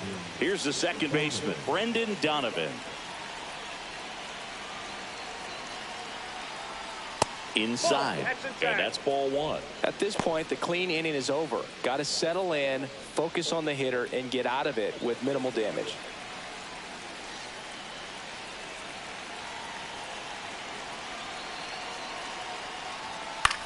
In the air, left field, down the line, and puts the squeeze on that one. And there's 2 away.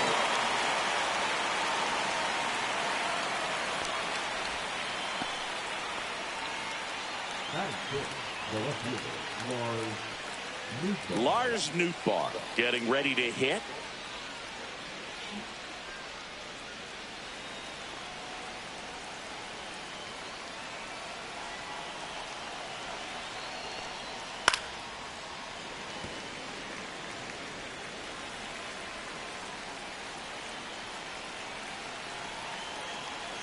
2 on, 2 outs.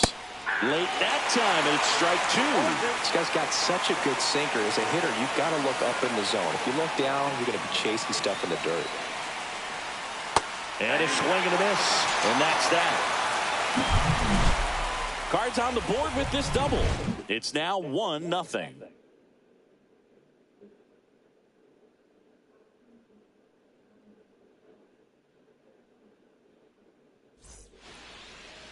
Back here in Miami, and today's starter, it's Sonny Gray. Boog, one of the keys for him is being able to change speeds. You know, the ball doesn't come from a high angle, so it can be a little flat crossing the zone. He needs to create some deception with his pitches. Maybe pause a bit, slow down, speed up, and force this lineup to guess the timing instead of settling into a consistent rhythm. Bottom of the first. Stepping in is the switch-hitting shortstop, Xavier Edwards. That's off the inside corner. 1-0.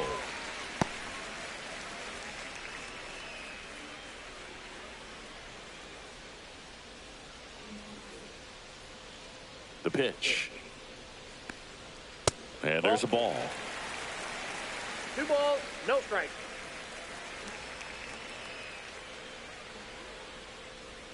That one misses. 3-0. 3 balls, no strike. That one misses. So a leadoff walk. Well, just came apart right there. 4-pitch walk, and the guy at the plate was not going to help him out by swinging at something out of the zone. Stepping in, Connor Norby. And a foul ball.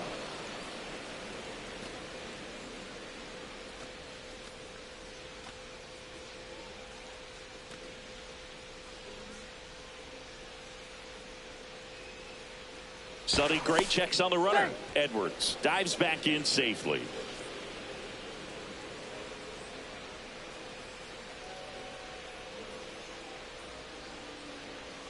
Just missed. Nobody out. Runner at first.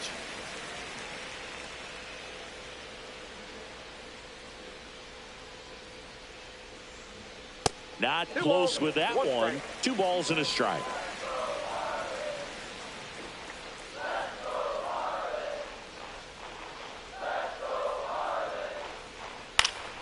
Swing and a foul back. That's out of play.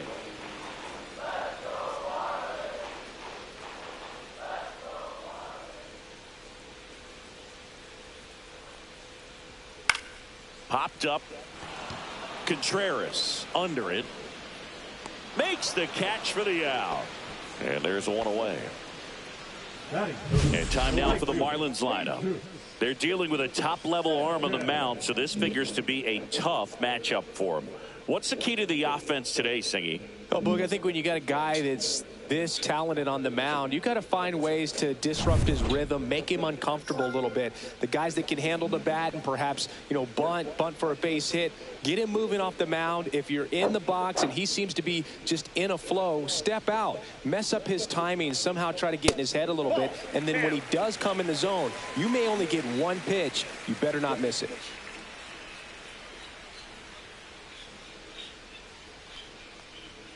That one finds the zone, and the count 1-1.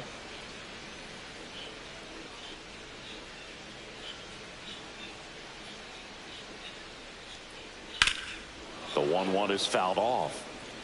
And Singy, as a team, you need to make the most of the very few opportunities he's going to give you, right? Absolutely. And you know, if you don't get to guys like this a lot of times early, once they really settle in, it's going to be the later innings that they hand that ball over to a reliever, if they do at all. Just outside. And that's ball 3.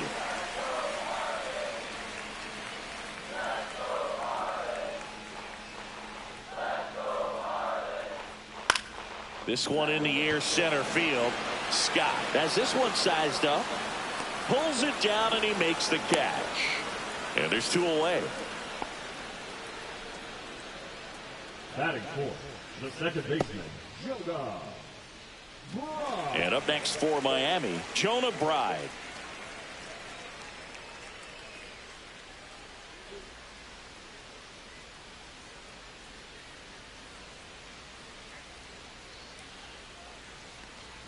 There's a strike.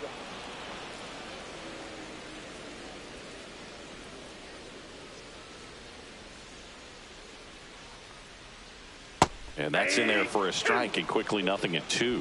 And at bat like this is almost over as it begins. In this situation, you have no idea what the next pitch is going to be. You just got to hope that you can make contact. Fights that one away, and the count remains 0-2. I wouldn't throw him another breaking ball.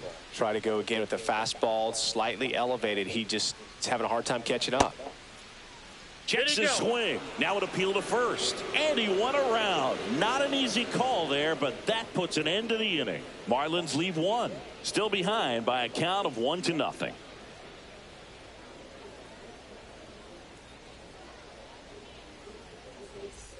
Back here at Lone Depot Park. Second inning set to go. And now the right fielder, Jordan Walker. Alcantara back to work. That one fouled off.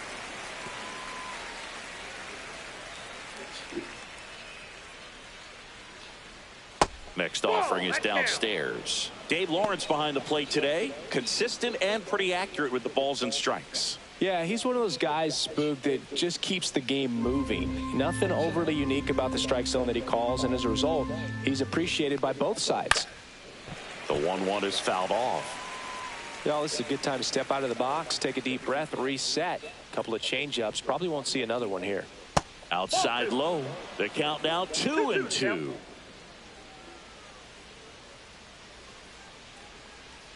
Just misses with that one. Well, clearly not too happy with the call there. Thought he caught the top of the zone, and you could pretty much read his lips saying, that's not up.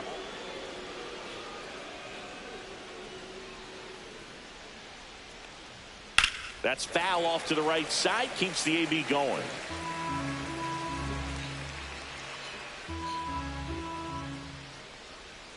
And down on strikes. And that's the first out. And now it's Ivan Herrera.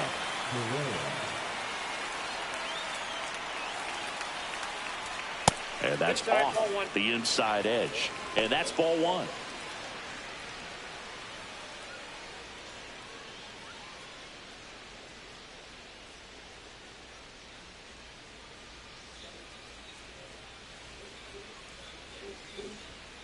On the ground, out to short. Tosses to first. 2 up, 2 down. Batting ninth, the center fielder, number 11, Victor. And up next for St. Louis, Victor Scott.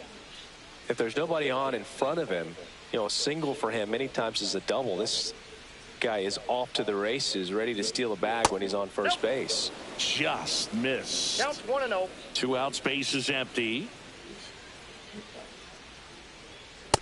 That's ball 2. It's a tough pitch, but in terms of the best pitch you're going to get to hit in the at-bat, that fastball was down enough where you're going to catch up to one. That's the one. When he elevates, guys aren't touching it.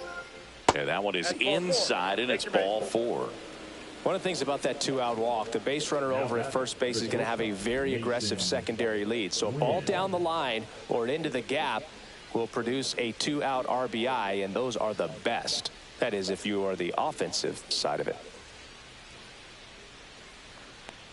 Win gets out of the way. That's ball 1. You know, the 2-out walk, got to erase that and really go to work on the hitter. You got to go ahead and just let him steal if he's going to. Try to create the swing and miss and get out of this jam.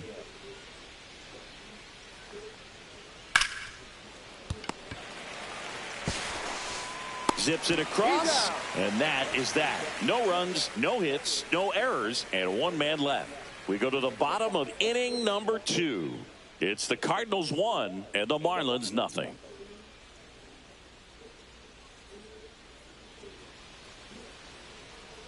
And we're back. And here's the first baseman, Matt Mervis.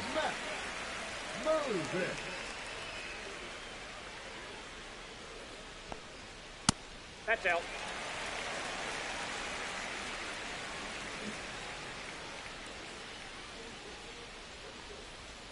Two balls, no strikes, the count.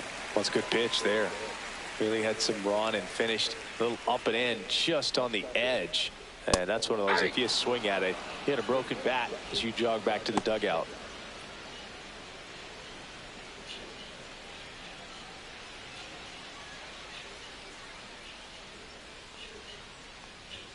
Just missed.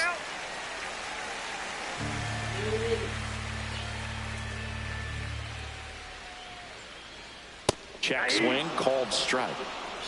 The count's full.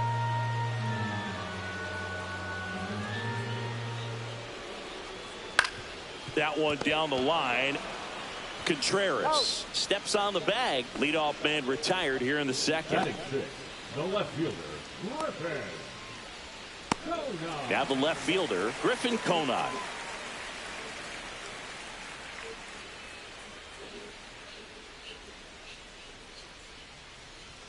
There's a strike. Man, that pitch was dotted. So much talent on display when this guy's out there on the hill. Next offering misses, and 1-1. He's great hitting the ball the other way, and that pitch did a good job to straighten him up a bit. Mission accomplished. Swing and a miss. Now he's in a 1-2 hole. So far, all we've seen in this at bat are fastballs. Look for him to slow it down right here ahead in the count.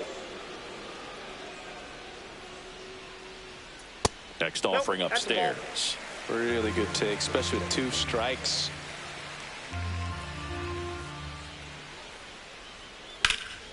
In the air out towards right center. Scott sizes this one up. Makes the grab for the second out. Batting seven, the designated hitter. Next is the designated hitter, Davison De Los Santos.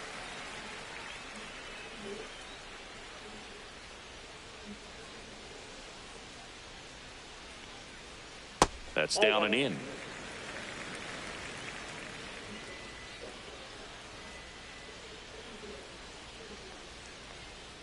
Inside, just missed.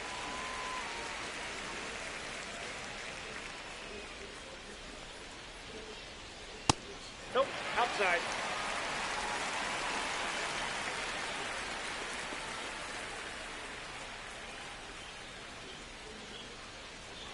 And he walked him on 4 pitches.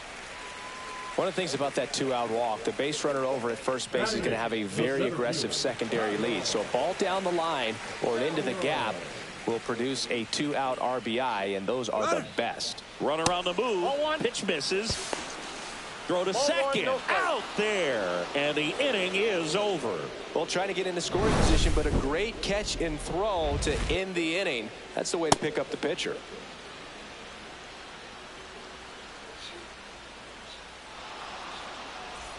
And welcome back to the ballpark. Now the number 2 hitter, Alec Burleson.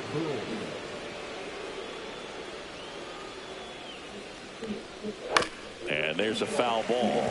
I just love watching Alcantara get ready for games, Boog. He turns into a different person, just usually cracking jokes and having a good time. But start days are a different story. That's when things get serious for this guy. A little bit low, and it's 2-1.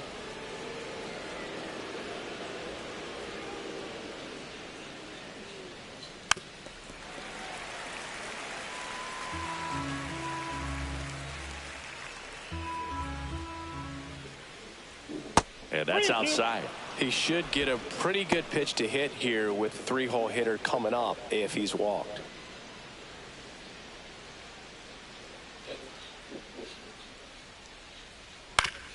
Up the middle, and he knocks it down. Gets it there in time, though, and they come away with an out after a tricky start to the play. He had more time than he thought right there. Probably didn't have to barehand it, but he made it look nice, that's for sure. Here comes Wilson Contreras. Doubled his first time up.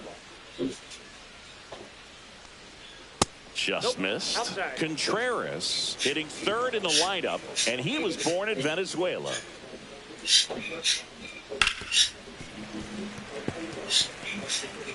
One out, base is empty. And that one upstairs. Looks like he's being a little cautious with him in this at bat after doubling the first time up. Doesn't want to make another mistake.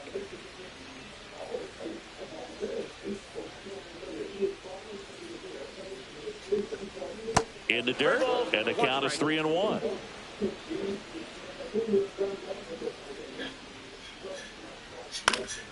Foul ball.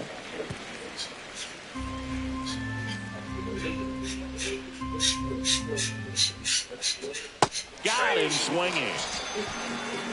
Well, I'm not sure what he was waiting on right there. He got the changeup and still late on it. You rarely see that. It almost makes you think that he was trying to set the pitcher up. I mean, if you can't catch up to the off-speed stuff, there's no way you're going to touch a fastball.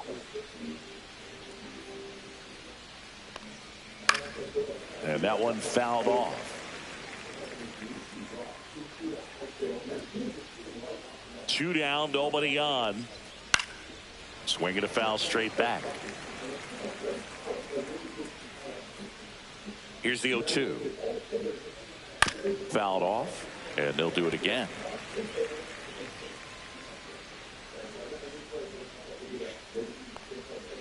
On the ground to the left. St. Louis goes down in order. Redbirds down quietly, but they lead it 1-0.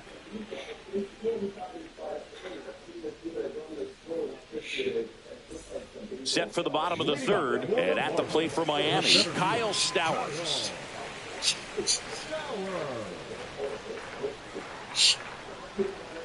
And that misses. Ball one.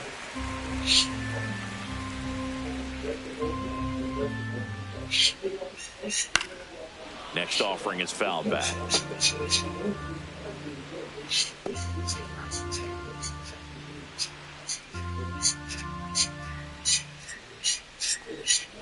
Outside corner, there's a strike. 1 ball, 2 strikes.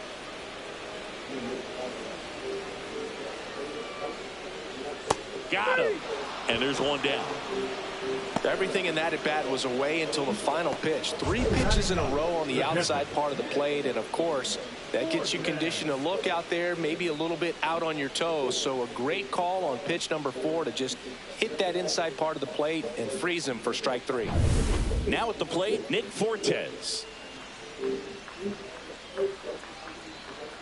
That one's upstairs, ball 1.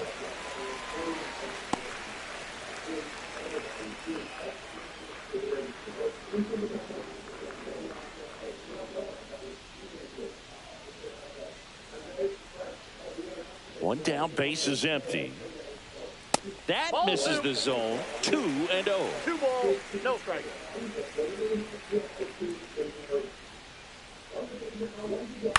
On the ground, right side, and that's just foul.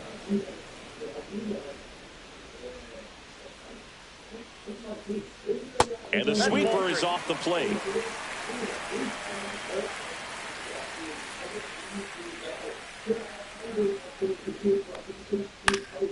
Fouled off down the right side.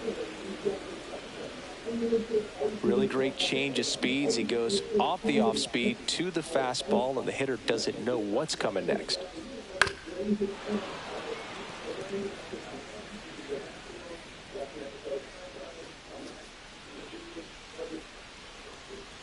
And there's ball 4.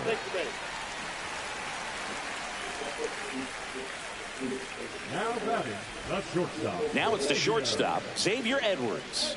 Walked to open the ball game.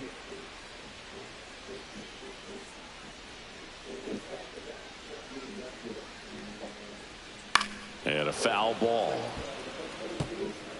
Tying run is at first here in the last half of the third.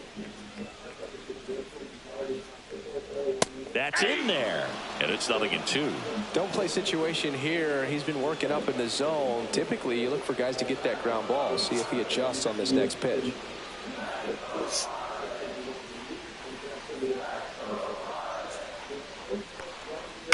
To the right side. Lays out, but he can't squeeze it. Now he gets it to the pitcher covering the bag. So a tough play, but they do get out number 2. This is what it's all about on that right side of the diamond when you've got the first baseman involved and the pitcher as well. First baseman does a great job, knocks the ball down, gets away from him a little bit, doesn't panic. The pitcher's exactly where he's supposed to be. Nice feed and a nice play for the out.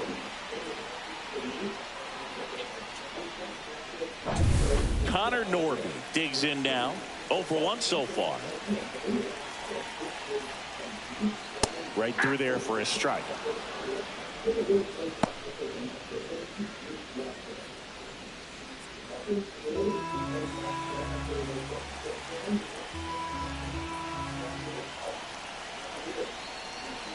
Man on second, 2 down. And that one fouled off.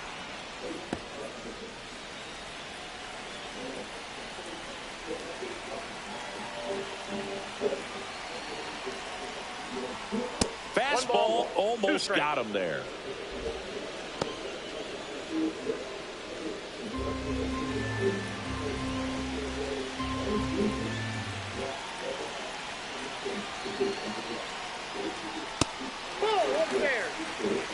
Man, oh man, I don't know how you take that pitch. That's as close as it gets.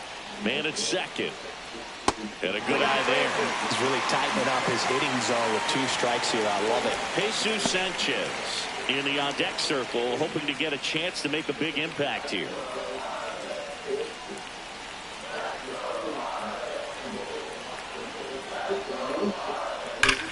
Hot shot to first base, and he snags it to end the inning. 1 left for Miami. They trail here 1-0.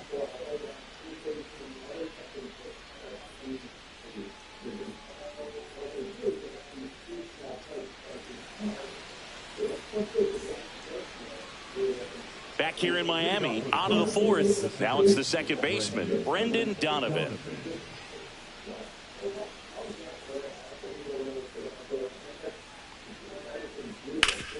Hard ground ball, base knock. And they have their first hit since the first inning. Lars Nootbaar will hit next. He's 0 for 1. Top of the zone for a strike and an even 100. You know, these Cardinals doing a great job, Boog, of just waiting for the right pitch to come their way, and I'm seeing very patient at-bats out of him. He's only given up 1 run, but the starter's pitch count is starting to get up there, and that might be the best news yet for this offense. Swing and a miss as he was out front. You know, sometimes all it takes is getting to the next arm before an offense does any damage, and that might be the case today. In the dirt.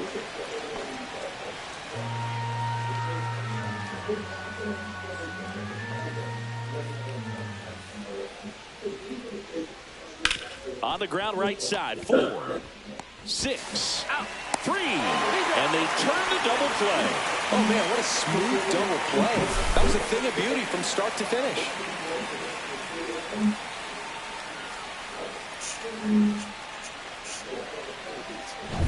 So digging in, Jordan Walker struck out looking at his first at bat. Just missed.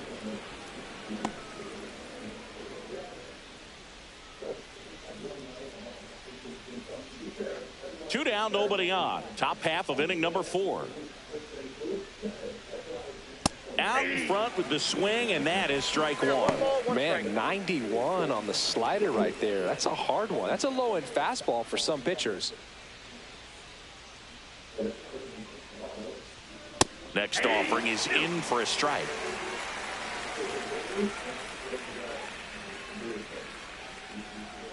Pulls the string with the changeup, struck him out. Nothing doing there for St. Louis, but they hold a 1-0 lead.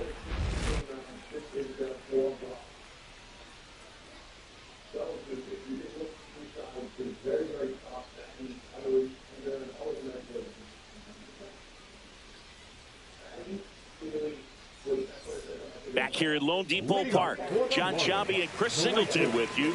And leading off the bottom of the 4th, Jesus Sanchez.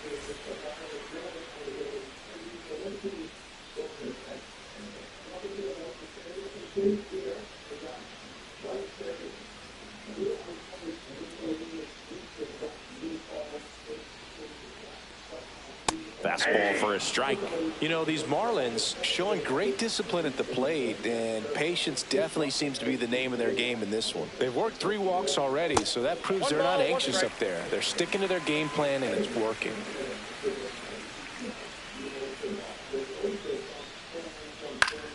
Swing and a ball popped in the air. Arenado under it.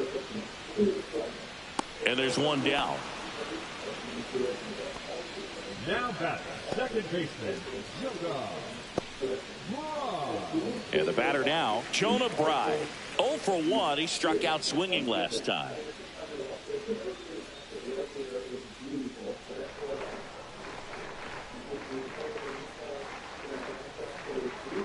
That's off the mark, and it's 1-0.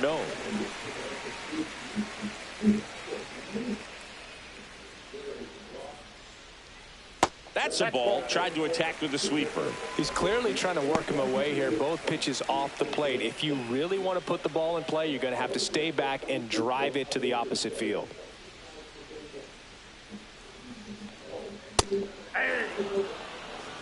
Looked pretty good as far as being in the strike zone, but I'm sure as a hitter, not too good with where it was located. Very top of the strike zone, middle away.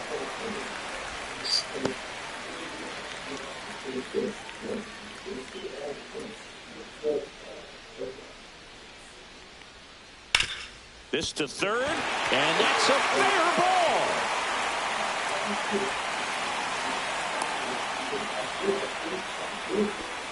Well, that was one of those high percentage advantage counts where batting averages are just so much higher. Pretty tough for the infielders to do anything with that one. He pulled it hard into the outfield, and even when you keep it on the ground, it feels great when you hit a missile like that. Now here is Matt Mervis. That clips a corner. 0-1's the count.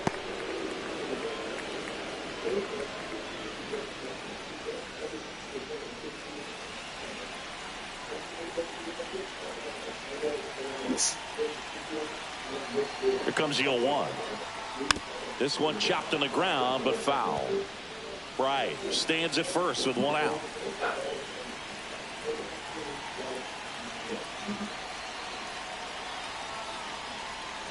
Gets a piece, and it stays 0-2.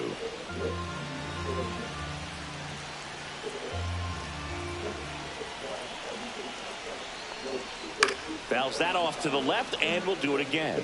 That wasn't an easy pitch to hit. It's much easier to do damage against mistakes, but that's not what that pitch was. Foul ball. It stays 0-2.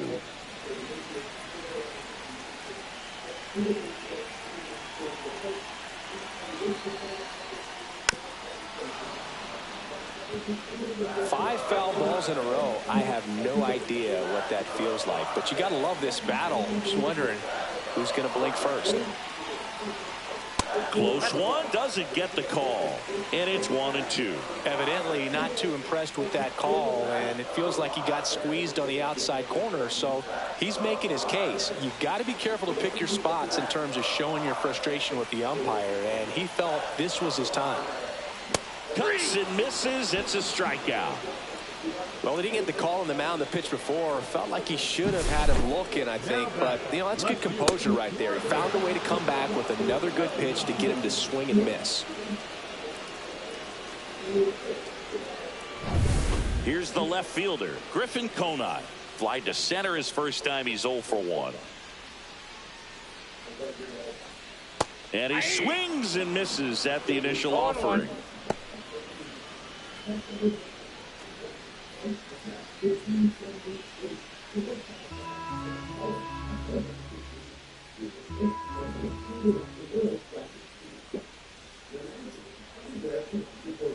Fouled off. He was late.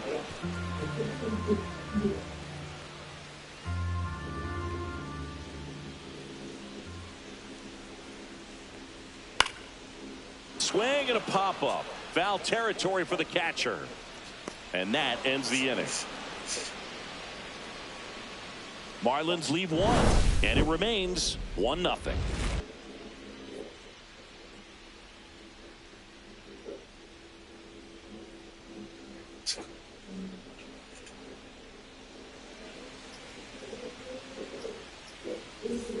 We go to the top of the fifth, and here is Ivan Herrera.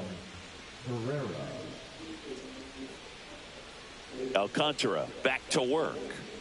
Check swing, called strike.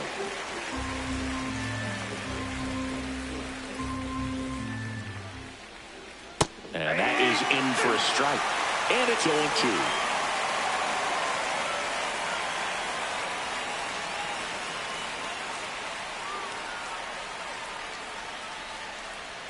And it skips in the dirt. 1 ball, 2 strikes to count. Inside, almost got him. Straighten him up a little bit.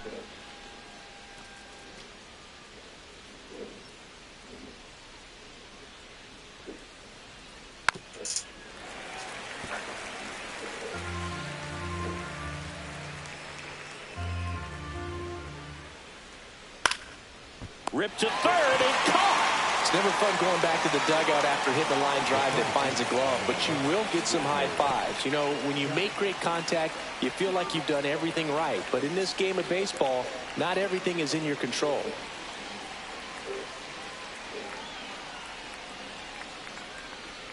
Scott stands in here, leaves that one off the inside.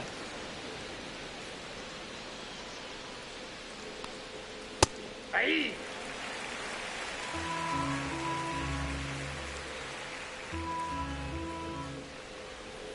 That one finds the zone. That is strike 2. 1 ball. He's been able to go 2 inside as well as outside, effectively working both sides of the plate in this at bat.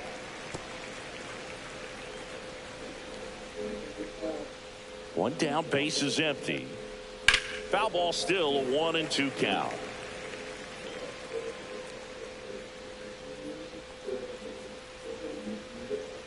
Ground ball, left side.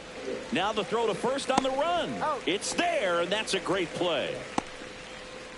The batter, the shortstop, Mason Wynn. So the batting order turns over. Mason Wynn next up for the Cardinals. 0 for 2 in this one. And the first pitch misses in the dirt. The only adjustment he needs to make is his target. If you aim at the outside corner, that slider's going to end up way off the plate. Perhaps look a little more down the middle, and you get it right where you want it. Strike 1. 1-1.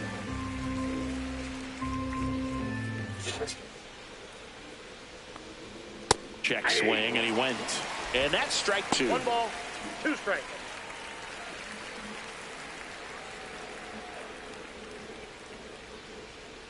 And that one got a piece of him. He had him 1-2, and he ends up hitting him with a pitch. Alec Burleson next up for the Cardinals. 1 for 2.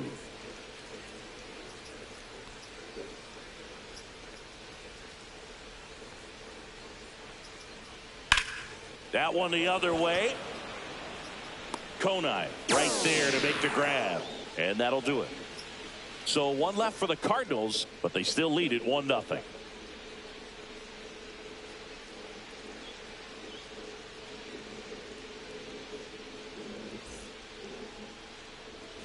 Ready to go for the last half of the inning. Now it's the DH, Davison De Los Santos.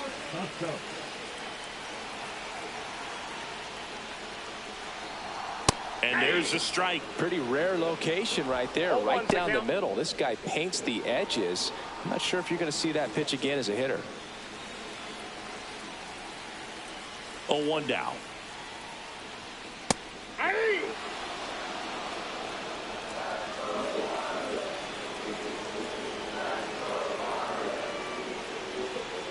Strike 3, got him swinging. Make it 4 strikeouts for him on the bump today. Just blown away in that at bat. 3 fastballs, all strikes. He wasn't even able to foul one off. There's not much you can take away from an at bat like that as a hitter, other than maybe there's something wrong with your eyes. Got to have better timing on the fastball next time. Stowers batting with 1 down, takes a strike.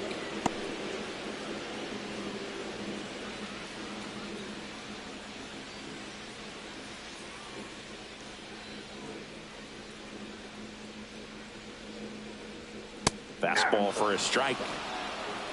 0-2 is the count.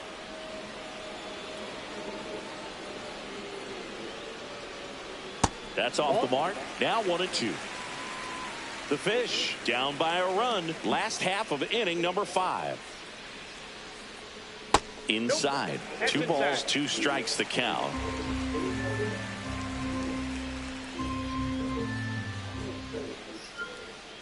Strike three, and that's 2 in a row. Oh, nothing too fancy on the strikeout pitch right there. Just a low 90s fastball, and I'm not sure he was trying to challenge him, but that's pretty much what happened. Very hittable location, but he found a way to just get it by him.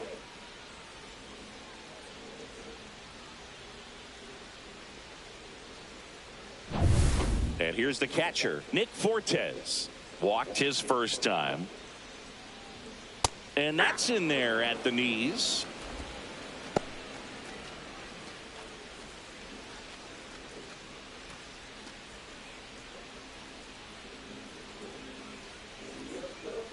Two outs. To the right side, Contreras. He'll do it himself. 3 up, 3 down, inning over. Nothing doing for the Marlins. They're down 1-0.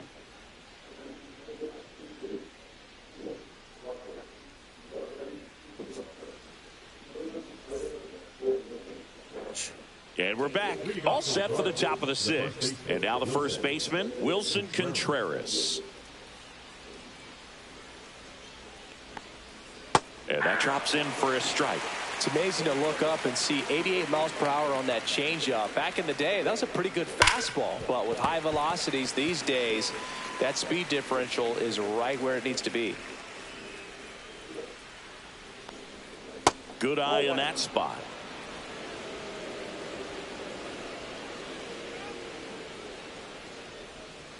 Ground ball right side. Mervis takes it himself. 1 up, 1 down. The bat, the third baseman, Nolan Arenado. Nato comes in to take his cuts. Arenado, a former Gold Glove winner, 33 years old, and he was a 2nd-round pick back in 2009. Right through there for a strike. Base is empty, 1 away, and we're the top half of the 6th.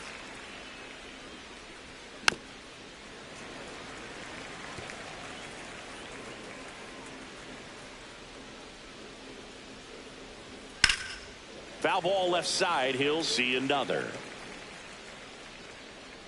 Well, he's ready for that fastball right there. Really turned on it, hit it hard, had the distance, but just too much hook to it. So might want to make a little bit of an adjustment, let it travel a little more, and see if you can keep that thing fair. Caught him looking for the K. Brendan Donovan next up for the Cardinals. Brendan Donovan.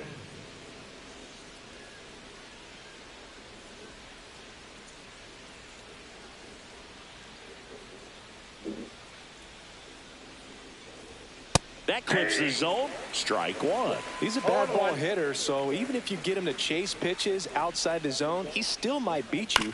Not an easy out by any means.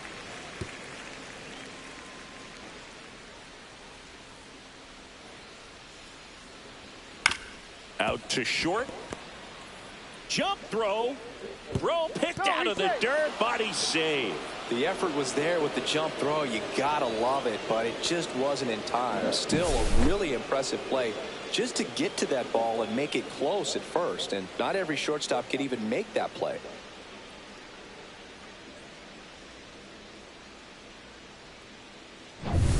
And stepping in for the Cardinals, Lars Nootbaar.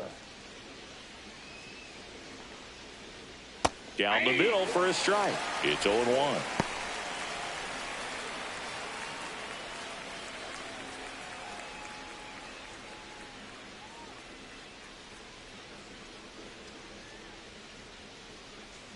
Two outs. Headed towards the corner. And that is a foul ball.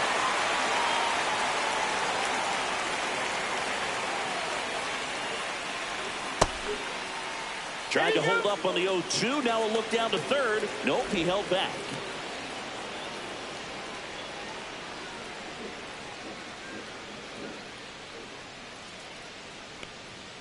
Cut on and missed, and it's a strikeout, and that is the inning. No runs, 1 hit, no errors, and a man left. Top of the order due up in the home half of the 6th. It's the Cardinals 1 and the Marlins nothing.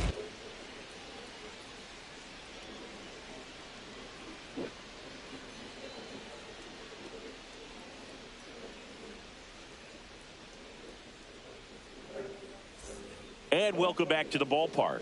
Bottom of the 6th. Now it's the Marlins leadoff hitter, Xavier Edwards. Yeah, that's fouled off.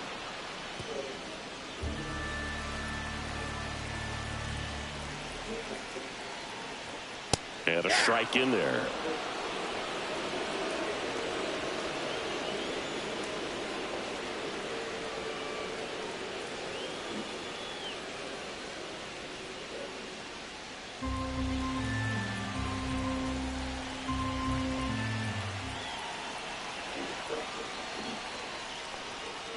Knocks that one away, and we'll do it again. Definitely got the hitter conscious of the pitch inside. Really think the outer half is open.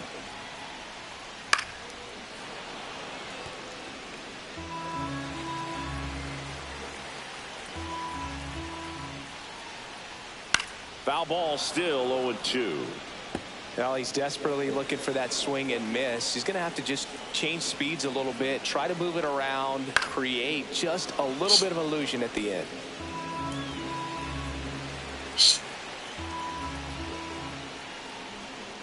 Tap to first. Contreras takes it himself. Leadoff man retired in the 6th. Third baseman, number 1, Connor Norby. So up next, Connor Norby. He is quite an athlete. I mean, you look around the other sports, basketball, football, you feel like he could thrive in one of those sports too.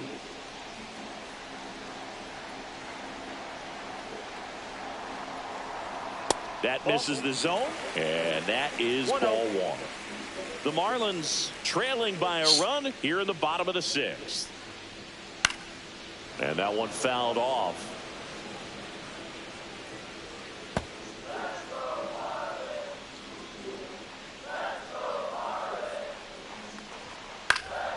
The 1-1 is fouled off.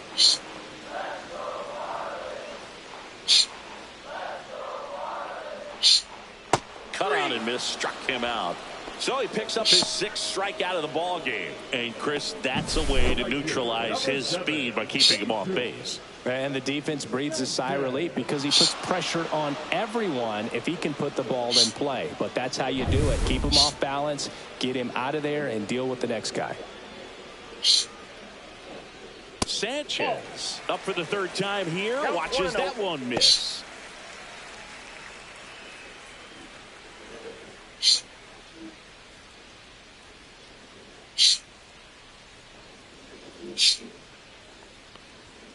And that's in there for a strike, and now it's even. He's gotten into a really good rhythm, shut down 7 in a row. He just wants to get the baseball and deliver it as quickly as possible. Keep the momentum going.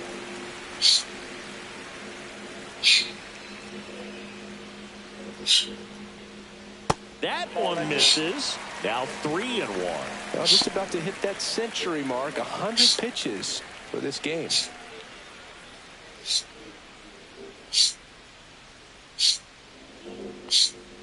Swings through that one for strike 2. Just an outstanding job of spinning the baseball, moving it around, doing what he does. Swinging a high fly ball in the air left field. Newbar drop step going back. Pulls it in on the warning track.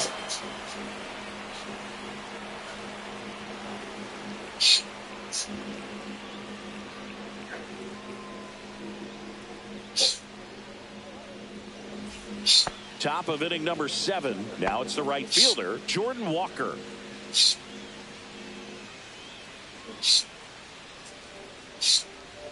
That misses, and that's ball 1. Action in the pen down there. Anthony Bender getting loose out there. Tinoco, a hard-throwing right-hander, up as well.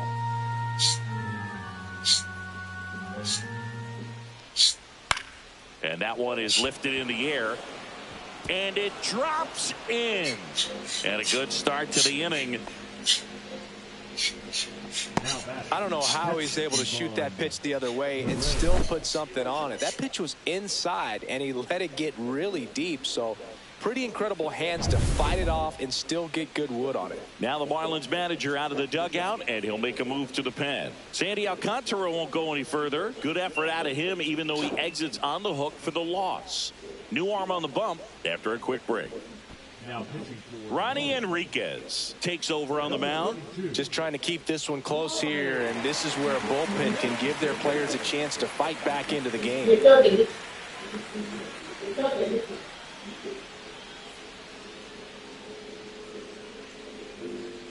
Ivan Herrera next up for the Cardinals.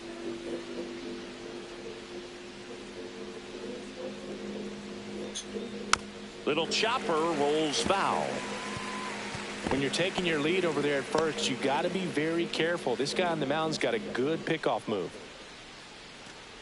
Walker gets his lead at first with nobody out.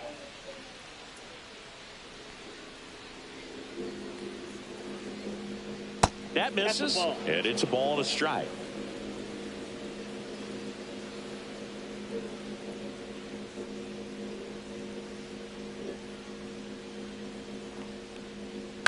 Line drive. Right. Toss to second, and they get him easily at first. It's a double play. Hey, they played the matchup right there. It worked out perfectly. Got the ground ball double play, and that changes the complexion of this inning entirely.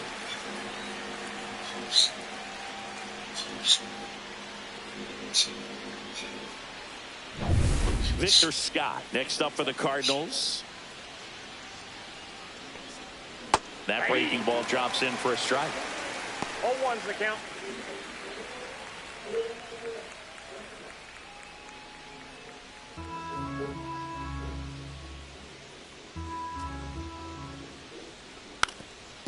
Now a drag bunt, third base side. Has to barehand it. Save! Fantastic effort, but that extends the inning. Nearly a highlight reel play at third, but the barehand grab still wasn't enough to get the out. Great effort to make that play as close as it was, though. And the batter will be the shortstop, Mason Wynn.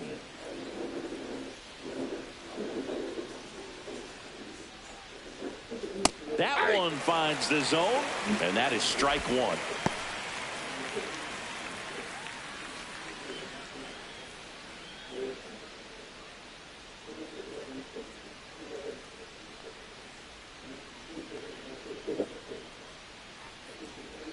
Right through there for a strike. Now just a cement mixer slider right there. It's a great pitch to hit if you can recognize it early and jump on it.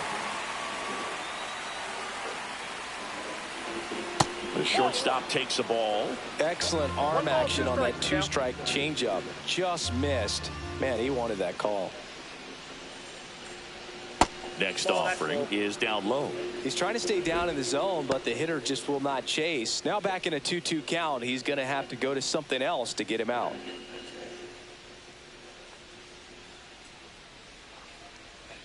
That one missed. Great RBI spot here. Just got to stay focused on the pitch. The runner will be in motion, so something in the gap should definitely score it. Alec Burleson in the St. Louis on deck circle.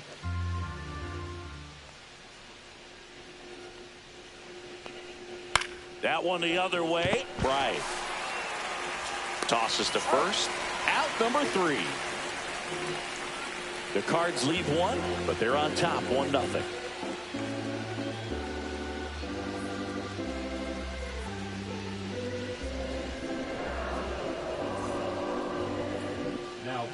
We're back in a new pitcher here to start the bottom of the 7th. Matthew Liberator. These are the spots relievers really make a name for themselves. Late and close. There's not much margin for error, but at the same time, there's a reason they're put in these situations. Well, one-run game. Here's the cleanup hitter for Miami, Jonah Bride. Delivers a pitch in for a strike at 95. Getting a little frustrated with the strike zone. Next offering is in for a strike.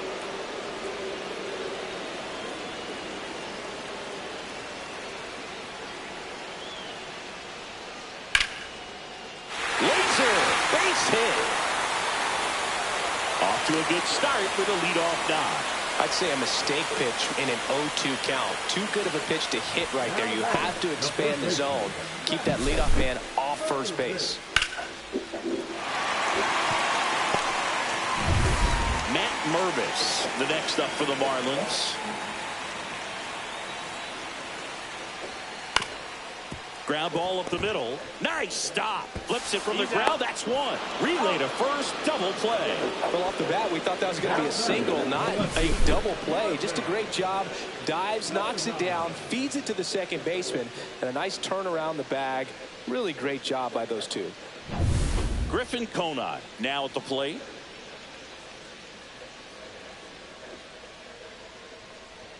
Swing and a miss. Strike one. 0-1.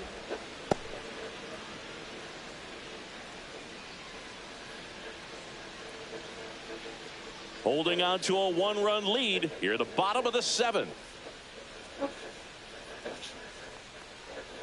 Next pitch, a slider that misses outside. Action in the St. Louis bullpen. JoJo Romero, the southpaw, is throwing and getting that sinker dialed in.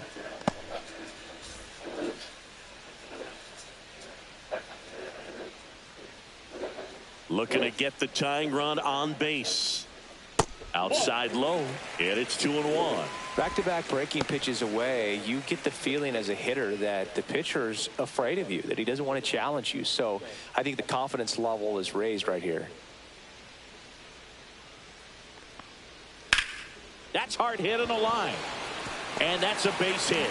And the tying run is on base. He was all over that one. Showed a willingness to drive that pitch the opposite way. Didn't get jumpy, didn't try to pull the ball. He let it get deep, took the barrel right to it, and then extended through the swing for the line drive base hit. Runner at first with two away. Now here's the Marlins DH, Davison De Los Santos. A strikeout and a walk. Check swing, called strike. Well, in this situation, the hitter knows that he's got to find a pitch that he can drive in order to drive in that tying run all the way from first base. So if he can't do that, keep the line moving through a walk or just a base hit. But you've got to stay within yourself. 2 outs. Swing and a miss, and that's strike two. Typically, the outfield defense will play a little bit deeper just to keep the ball in front, make sure that runner on first doesn't come all the way around to score and tie this ball game up. That's down and in. A slider missed.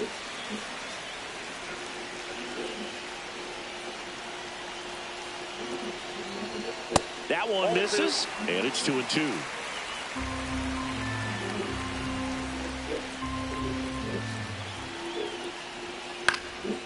Popped up, foul territory behind the plate. And that's the third out. One left for Miami. They still trail 1-0.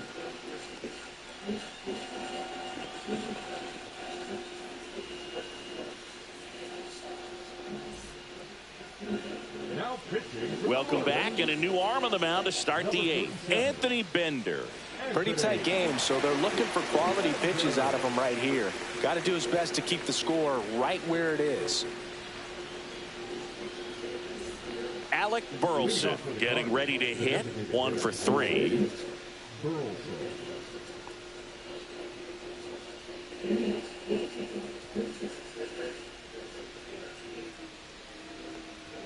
Swings through that one out in front that time. 0-1's the count.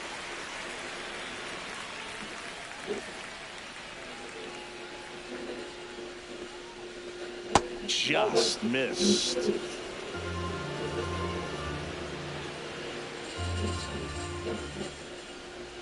Sweeper connects with the outside part of the plate for a strike.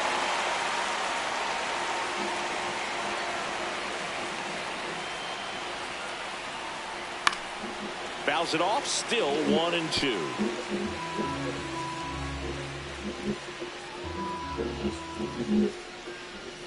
Gets a piece there. We'll do it again.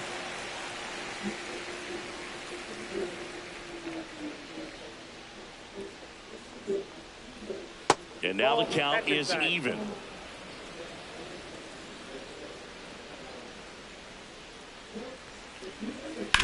Shot back to the mound, and he gloves it. Slings to first, and that's one away. And the leadoff man is out in the eighth. And up to hit is Wilson Contreras.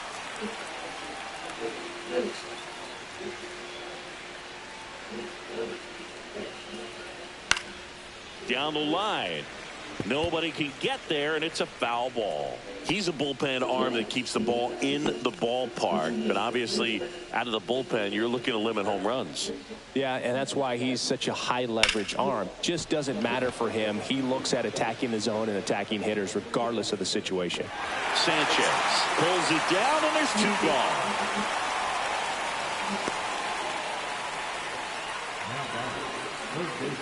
Two down, base is empty. Now up the Cardinals' number 4 hitter, Nolan Arenado.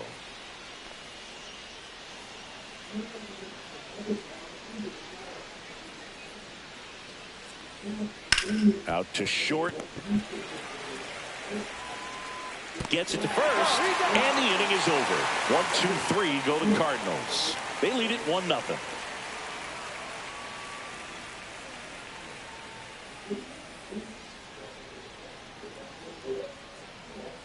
Back now as it'll be a pinch hitter to lead off, Derek Hill. They're running out of time in this game, trying to get something started here. Liberator back to work. Fastball is outside.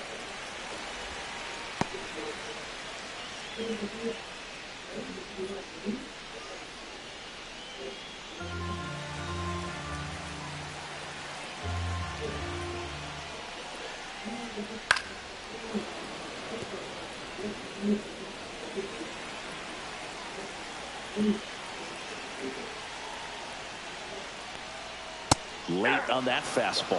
Really going after him here. All fastballs to get ahead in the count. Spoils the 2-strike pitch, and he'll see another.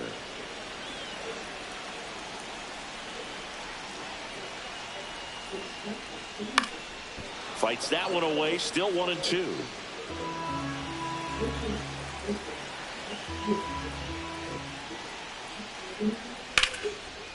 Ripped into left center for a base hit. Tough spot for the pinch hitter, and he delivers. One of the hardest things to do in the game, to stay mentally and physically ready for the big opportunity, and he came through for his club right there. No outs, runner at first.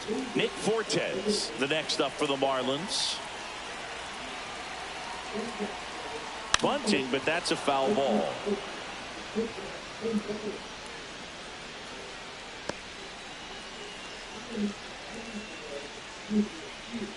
With the tying run on at first, here the bottom half of the 8th inning. Strike 2. Yeah, you can see he just kind of stabbed at that one instead of just keeping his hands soft and absorbing the baseball with the bat.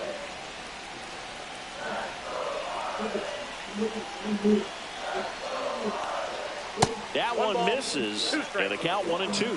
With 2 strikes, may see some movement over there at first base, trying to stay out of the double play right here.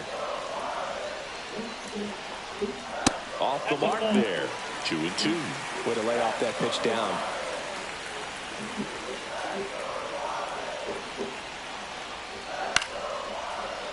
Foul ball, another 2-2 upcoming. Lefty continues to work, but the closer getting loose in the bullpen. And it remains 2-2.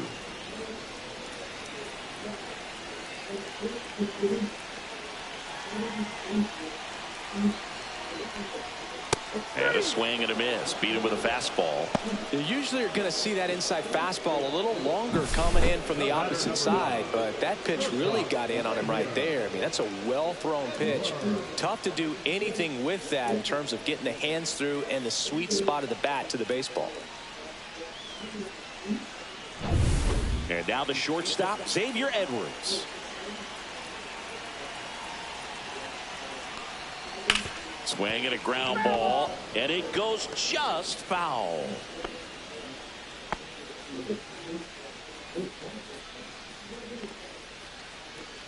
One-run game, 1 out, 1 on. And a breaking ball misses outside.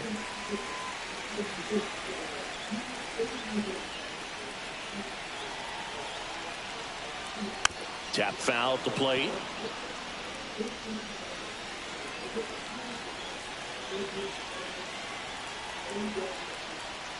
And that one almost got him.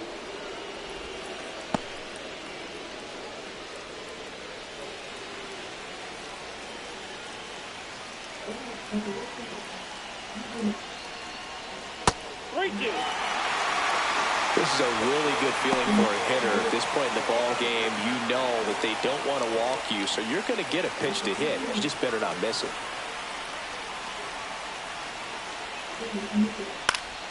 Keeps the at-bat going with a foul ball.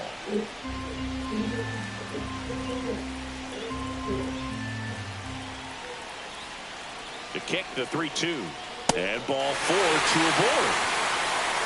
Well, this could be the start of something. They haven't found a way to score yet, but now's their chance to change that. Here comes the skipper out of the dugout, and he's ready to make the move.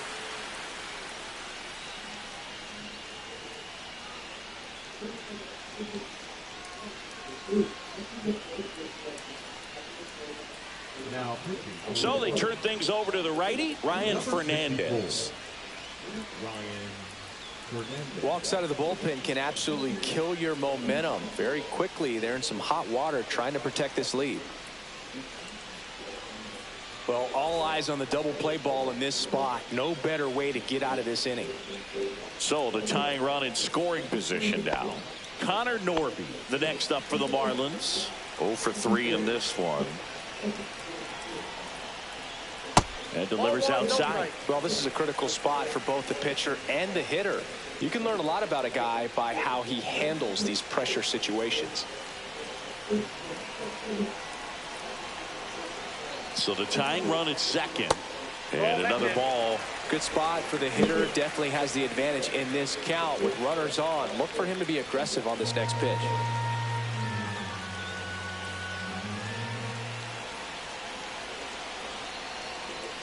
Swings and misses. And that's strike one. Activity in the bullpen. Ryan Helsley up and loosening in the pen. Leahy also getting ready.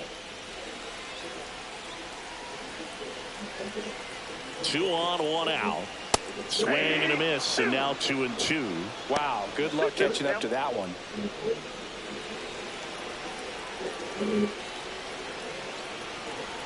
The 2-2. And that's a base hit. Throw comes in quickly, and the tying run forced to hold on at third with 1 away. Always feels amazing getting a job done when the team needs you to come through. It's just bigger than your own individual stats. Really good swing right there. You got a pitch that he knew he could handle, allowed himself to stay back just a tad bit longer, and he hit the ball on the screws. Now a Sanchez, the next to hit, takes outside. In the infield at the corners, don't be surprised to see them come home first and prevent that run from scoring. Swing and a miss. And the count even 1-1. Ooh, Baya. You got to remember to take the donut off the bat, partner.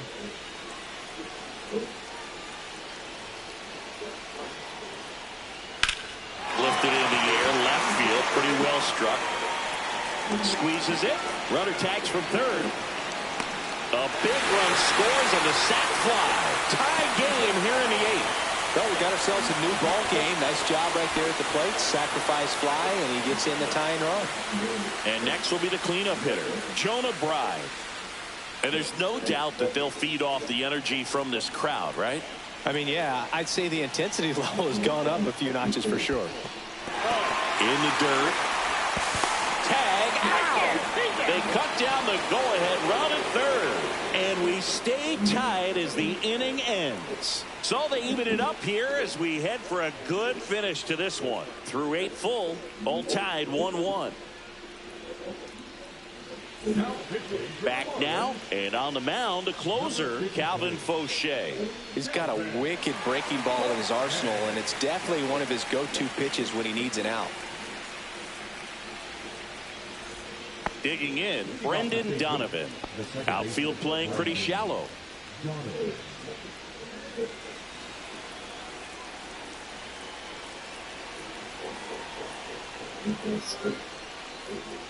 And fouled off.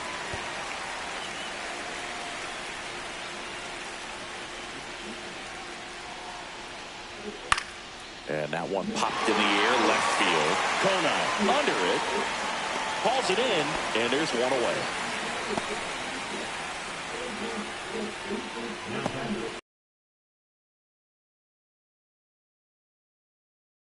Three with 2 strikeouts and a ground out.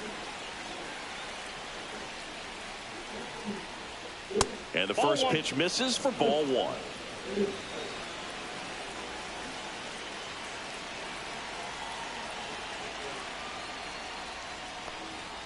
Right through there for a strike. Just amazing to me how many closers and back-end relievers just throw absolute gas these days. I never would have had a chance. And that's in the dirt.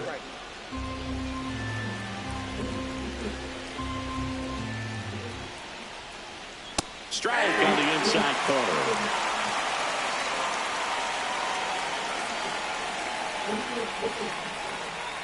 Got him looking. 2 gone.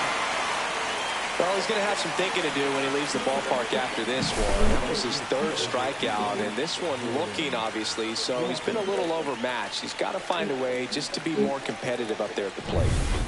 Jordan Walker next up for the Cardinals. That's off the inside corner. 1-0.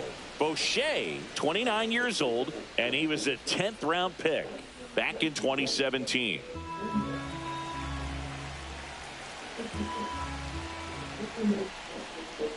That one off the mark. Now 2-0. 2 down, nobody on. Here at the top of the 9th.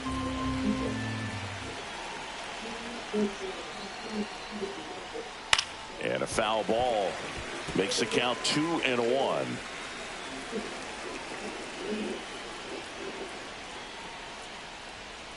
Swing and a liner foul off to the right.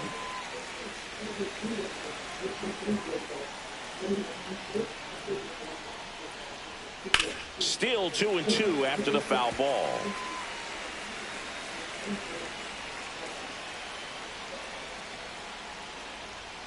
Swing and a miss. Struck him out. And a nice inning of work there as he sets him down 1-2-3.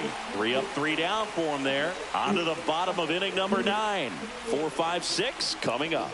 All tied 1-1.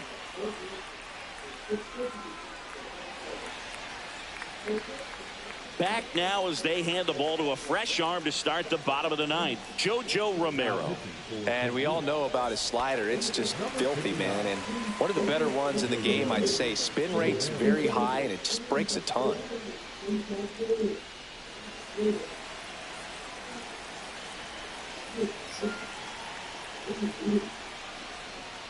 Pride in the box here. Lets that one go for a ball. Movement in the bullpen for the Cardinals. Ryan Helsley, the hard-throwing righty, is up and loosening.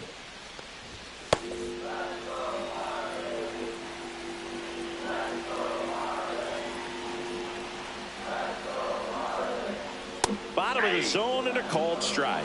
No need to offer that pitch until you get to 2 strikes. It's just a low percentage of success when you want to try to go after that down and away pitch. In there at the knees. And the count 1-2.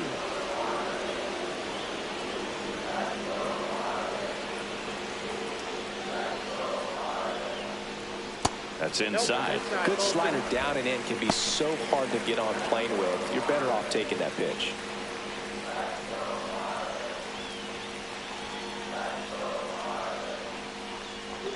Got him. And now 1 away.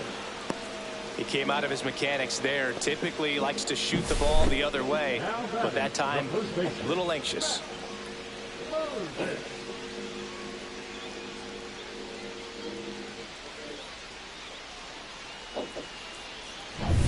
Matt Mervis, the next to hit. 0 for 3 with 2 groundouts and a strikeout. That one's in there, 0-1.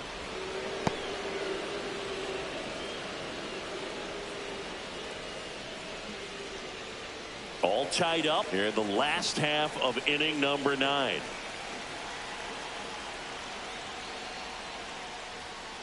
Fought off foul.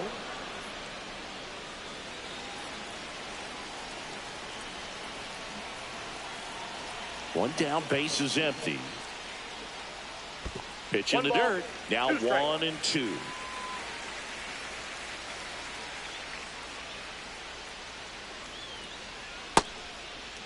Tried to check his swing. Appeal to third. No, he held up.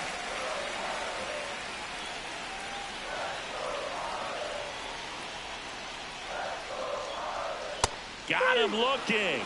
Coming out of the bullpen and throwing BBs. Well, big strikeout right there, and maybe a little controversial with the call. I think he got a little bit of favor on the mound, no question about it. It's not exactly what you want to see in a big spot like that, and I'm sure there's some chirping going on from the dugout, making it clear that wasn't his best call behind the plate today. And now it's going to be Griffin Conine.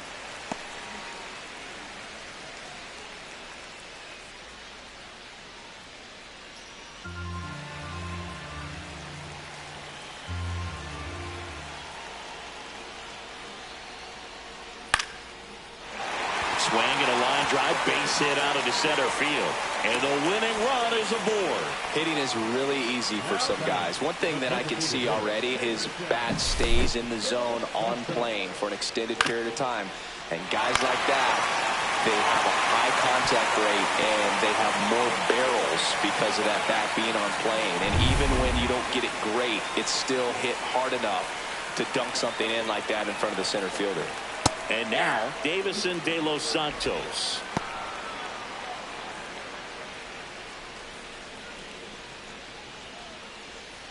Two outs, but the winning run is at first.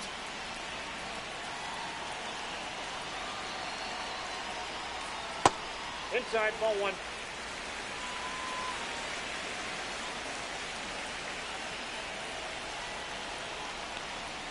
Next pitch is downstairs.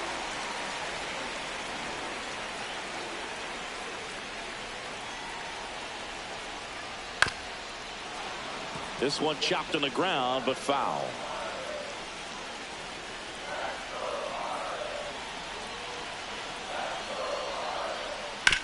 On the ground, right side. He takes it himself to the bag, and that'll do it. Marlins leave one. Score remains deadlocked at 1.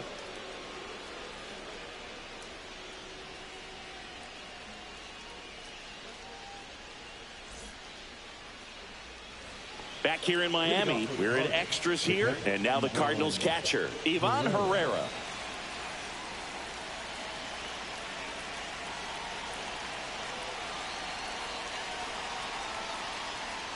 Up the middle, base hit into the outfield. Walker is waved home.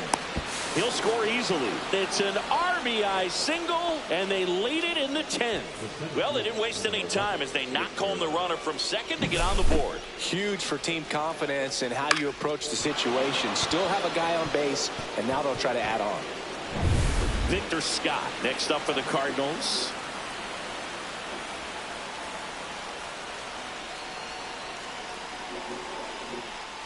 Drops a bunt down the first base side. Mervis over to second, but no throw to first as he'll hold on to it.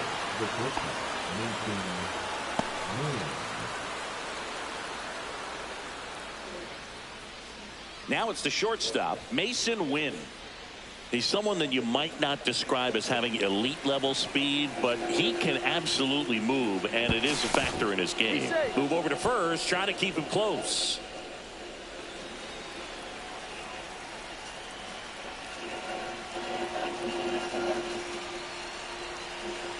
Runner takes off.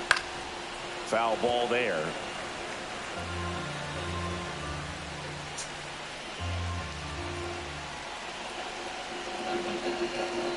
Runner goes again. Pitch in for a strike. Throw, save.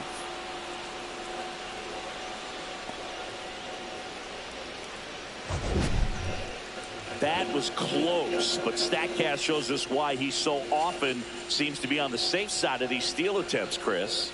Yeah, you see that plus speed, and he needed every last bit of it to swipe that bag. Such a threat on the bases. Stays alive.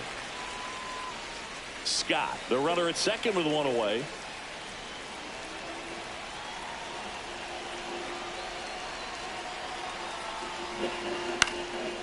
In the air, right field. Diving, it gets down. Could be extra bases. Rounds third, headed for the plate. He'll score. Throw cut off to third. In there safely. We don't see this a whole lot anymore where hitters with 2 strikes are willing to shorten up, tighten up, and try to hit the ball back up the middle other way. He was trying to hit that hole, I believe. Very good at bat with 2 strikes.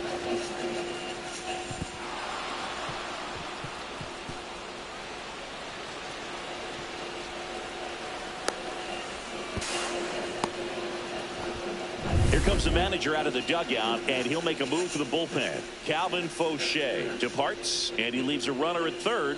So we'll see how the next pitcher deals with that when we get back.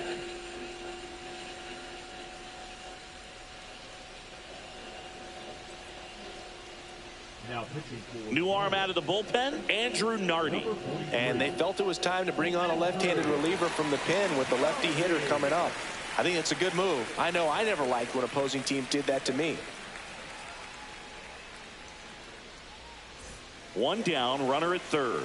Here's the Cardinal DH, Alec Burleson.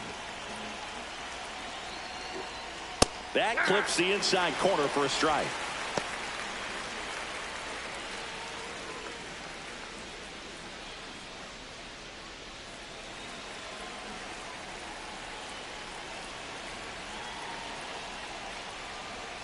That's in for a strike. Nasty pitch. He doesn't seem to like the pitch up. Hasn't offered on either one of those pitches. 0-2 count now. I think the guy's going to climb the ladder out there. There. And they lead by 3. the batter, the first baseman, Wilson. Runner on at first with 1 gone. Wilson Contreras now up to the plate.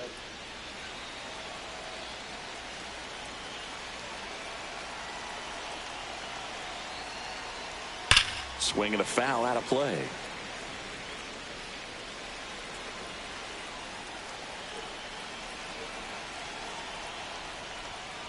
He swings and fouls one off.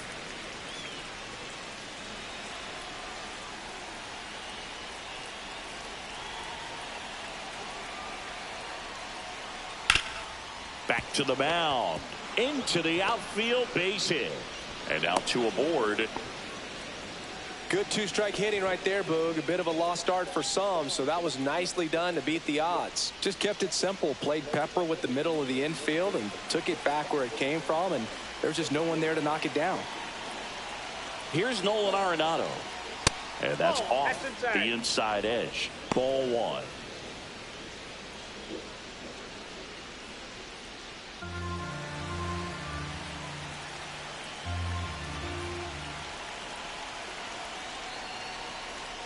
There's a strike. Still only 1 out here in the inning.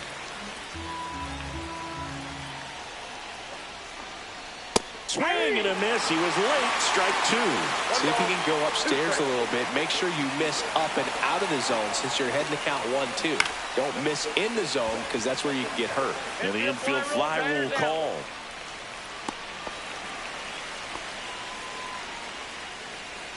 Now batting, the second baseman, Brendan Donovan digs in now. You have to be careful throwing him breaking pitches, even in an 0-0 count. He loves going after the off-speed stuff, and he's really good at hitting it.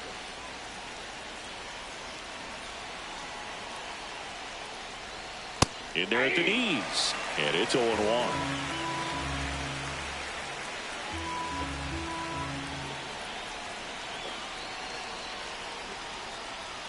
Outside with a breaking ball.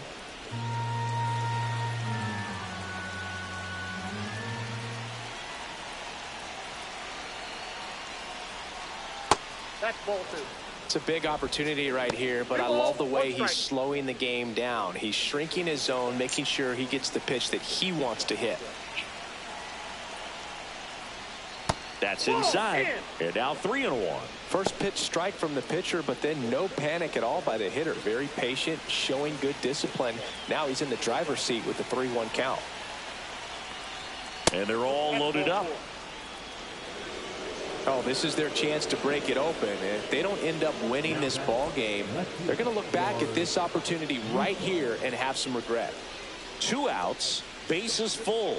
And up next for St. Louis, Lars Nootbaar. 0 for 4 with 3 strikeouts, and he's grounded out.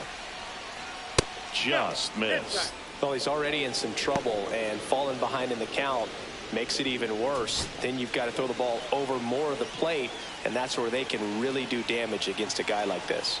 2 outs. That one fouled off.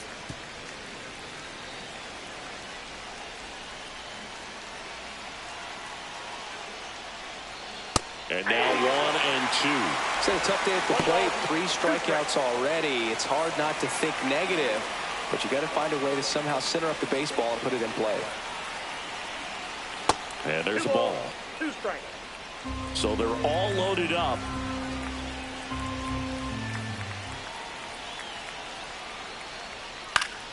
Foul ball, another 2-2 upcoming.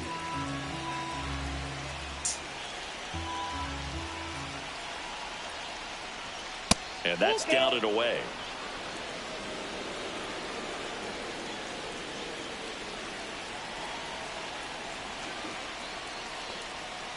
On the inside corner for called strike 3.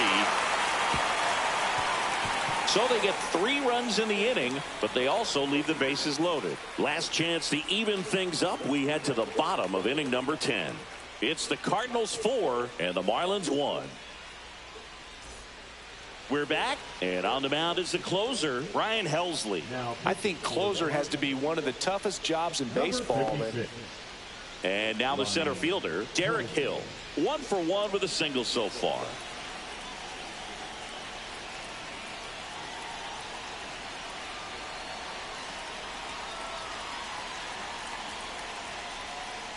And there's a foul ball.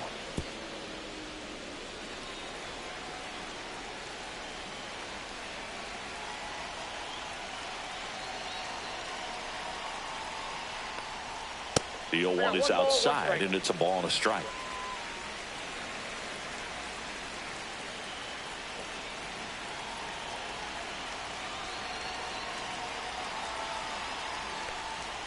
That one missing inside. Not really attacking on the mound in this at bat. All breaking balls, so that makes me think they're not really wanting to challenge him here. Got the bat going too soon. It's strike 2. 2-2, Count.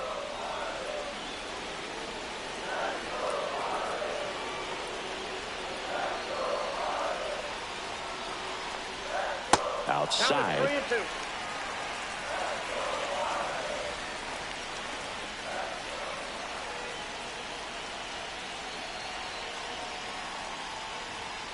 Fouled off again, and it remains 3-2.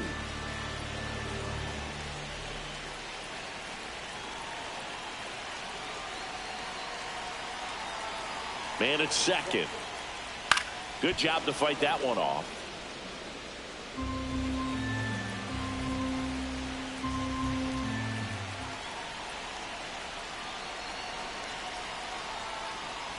Swings and misses at the breaking ball in the dirt. Got him. 1 away on the strikeout.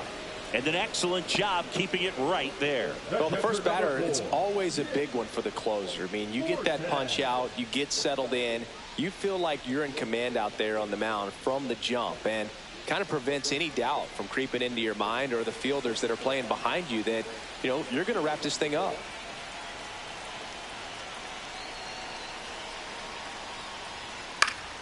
High fly ball, and that one curling foul down the right side.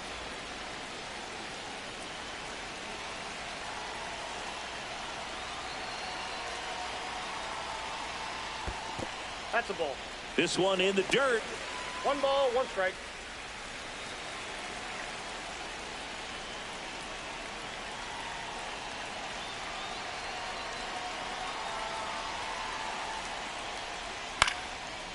He's got it, and there's 2 away. The batter, number 9, shortstop, Xavier Edwards. Marlins down to their final out. And up next for Miami, Xavier Edwards.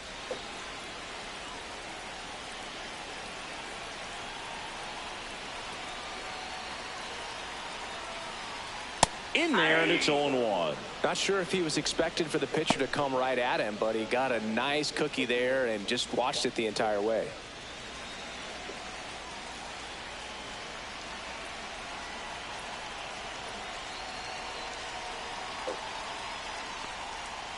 That one down the line, and foul ball.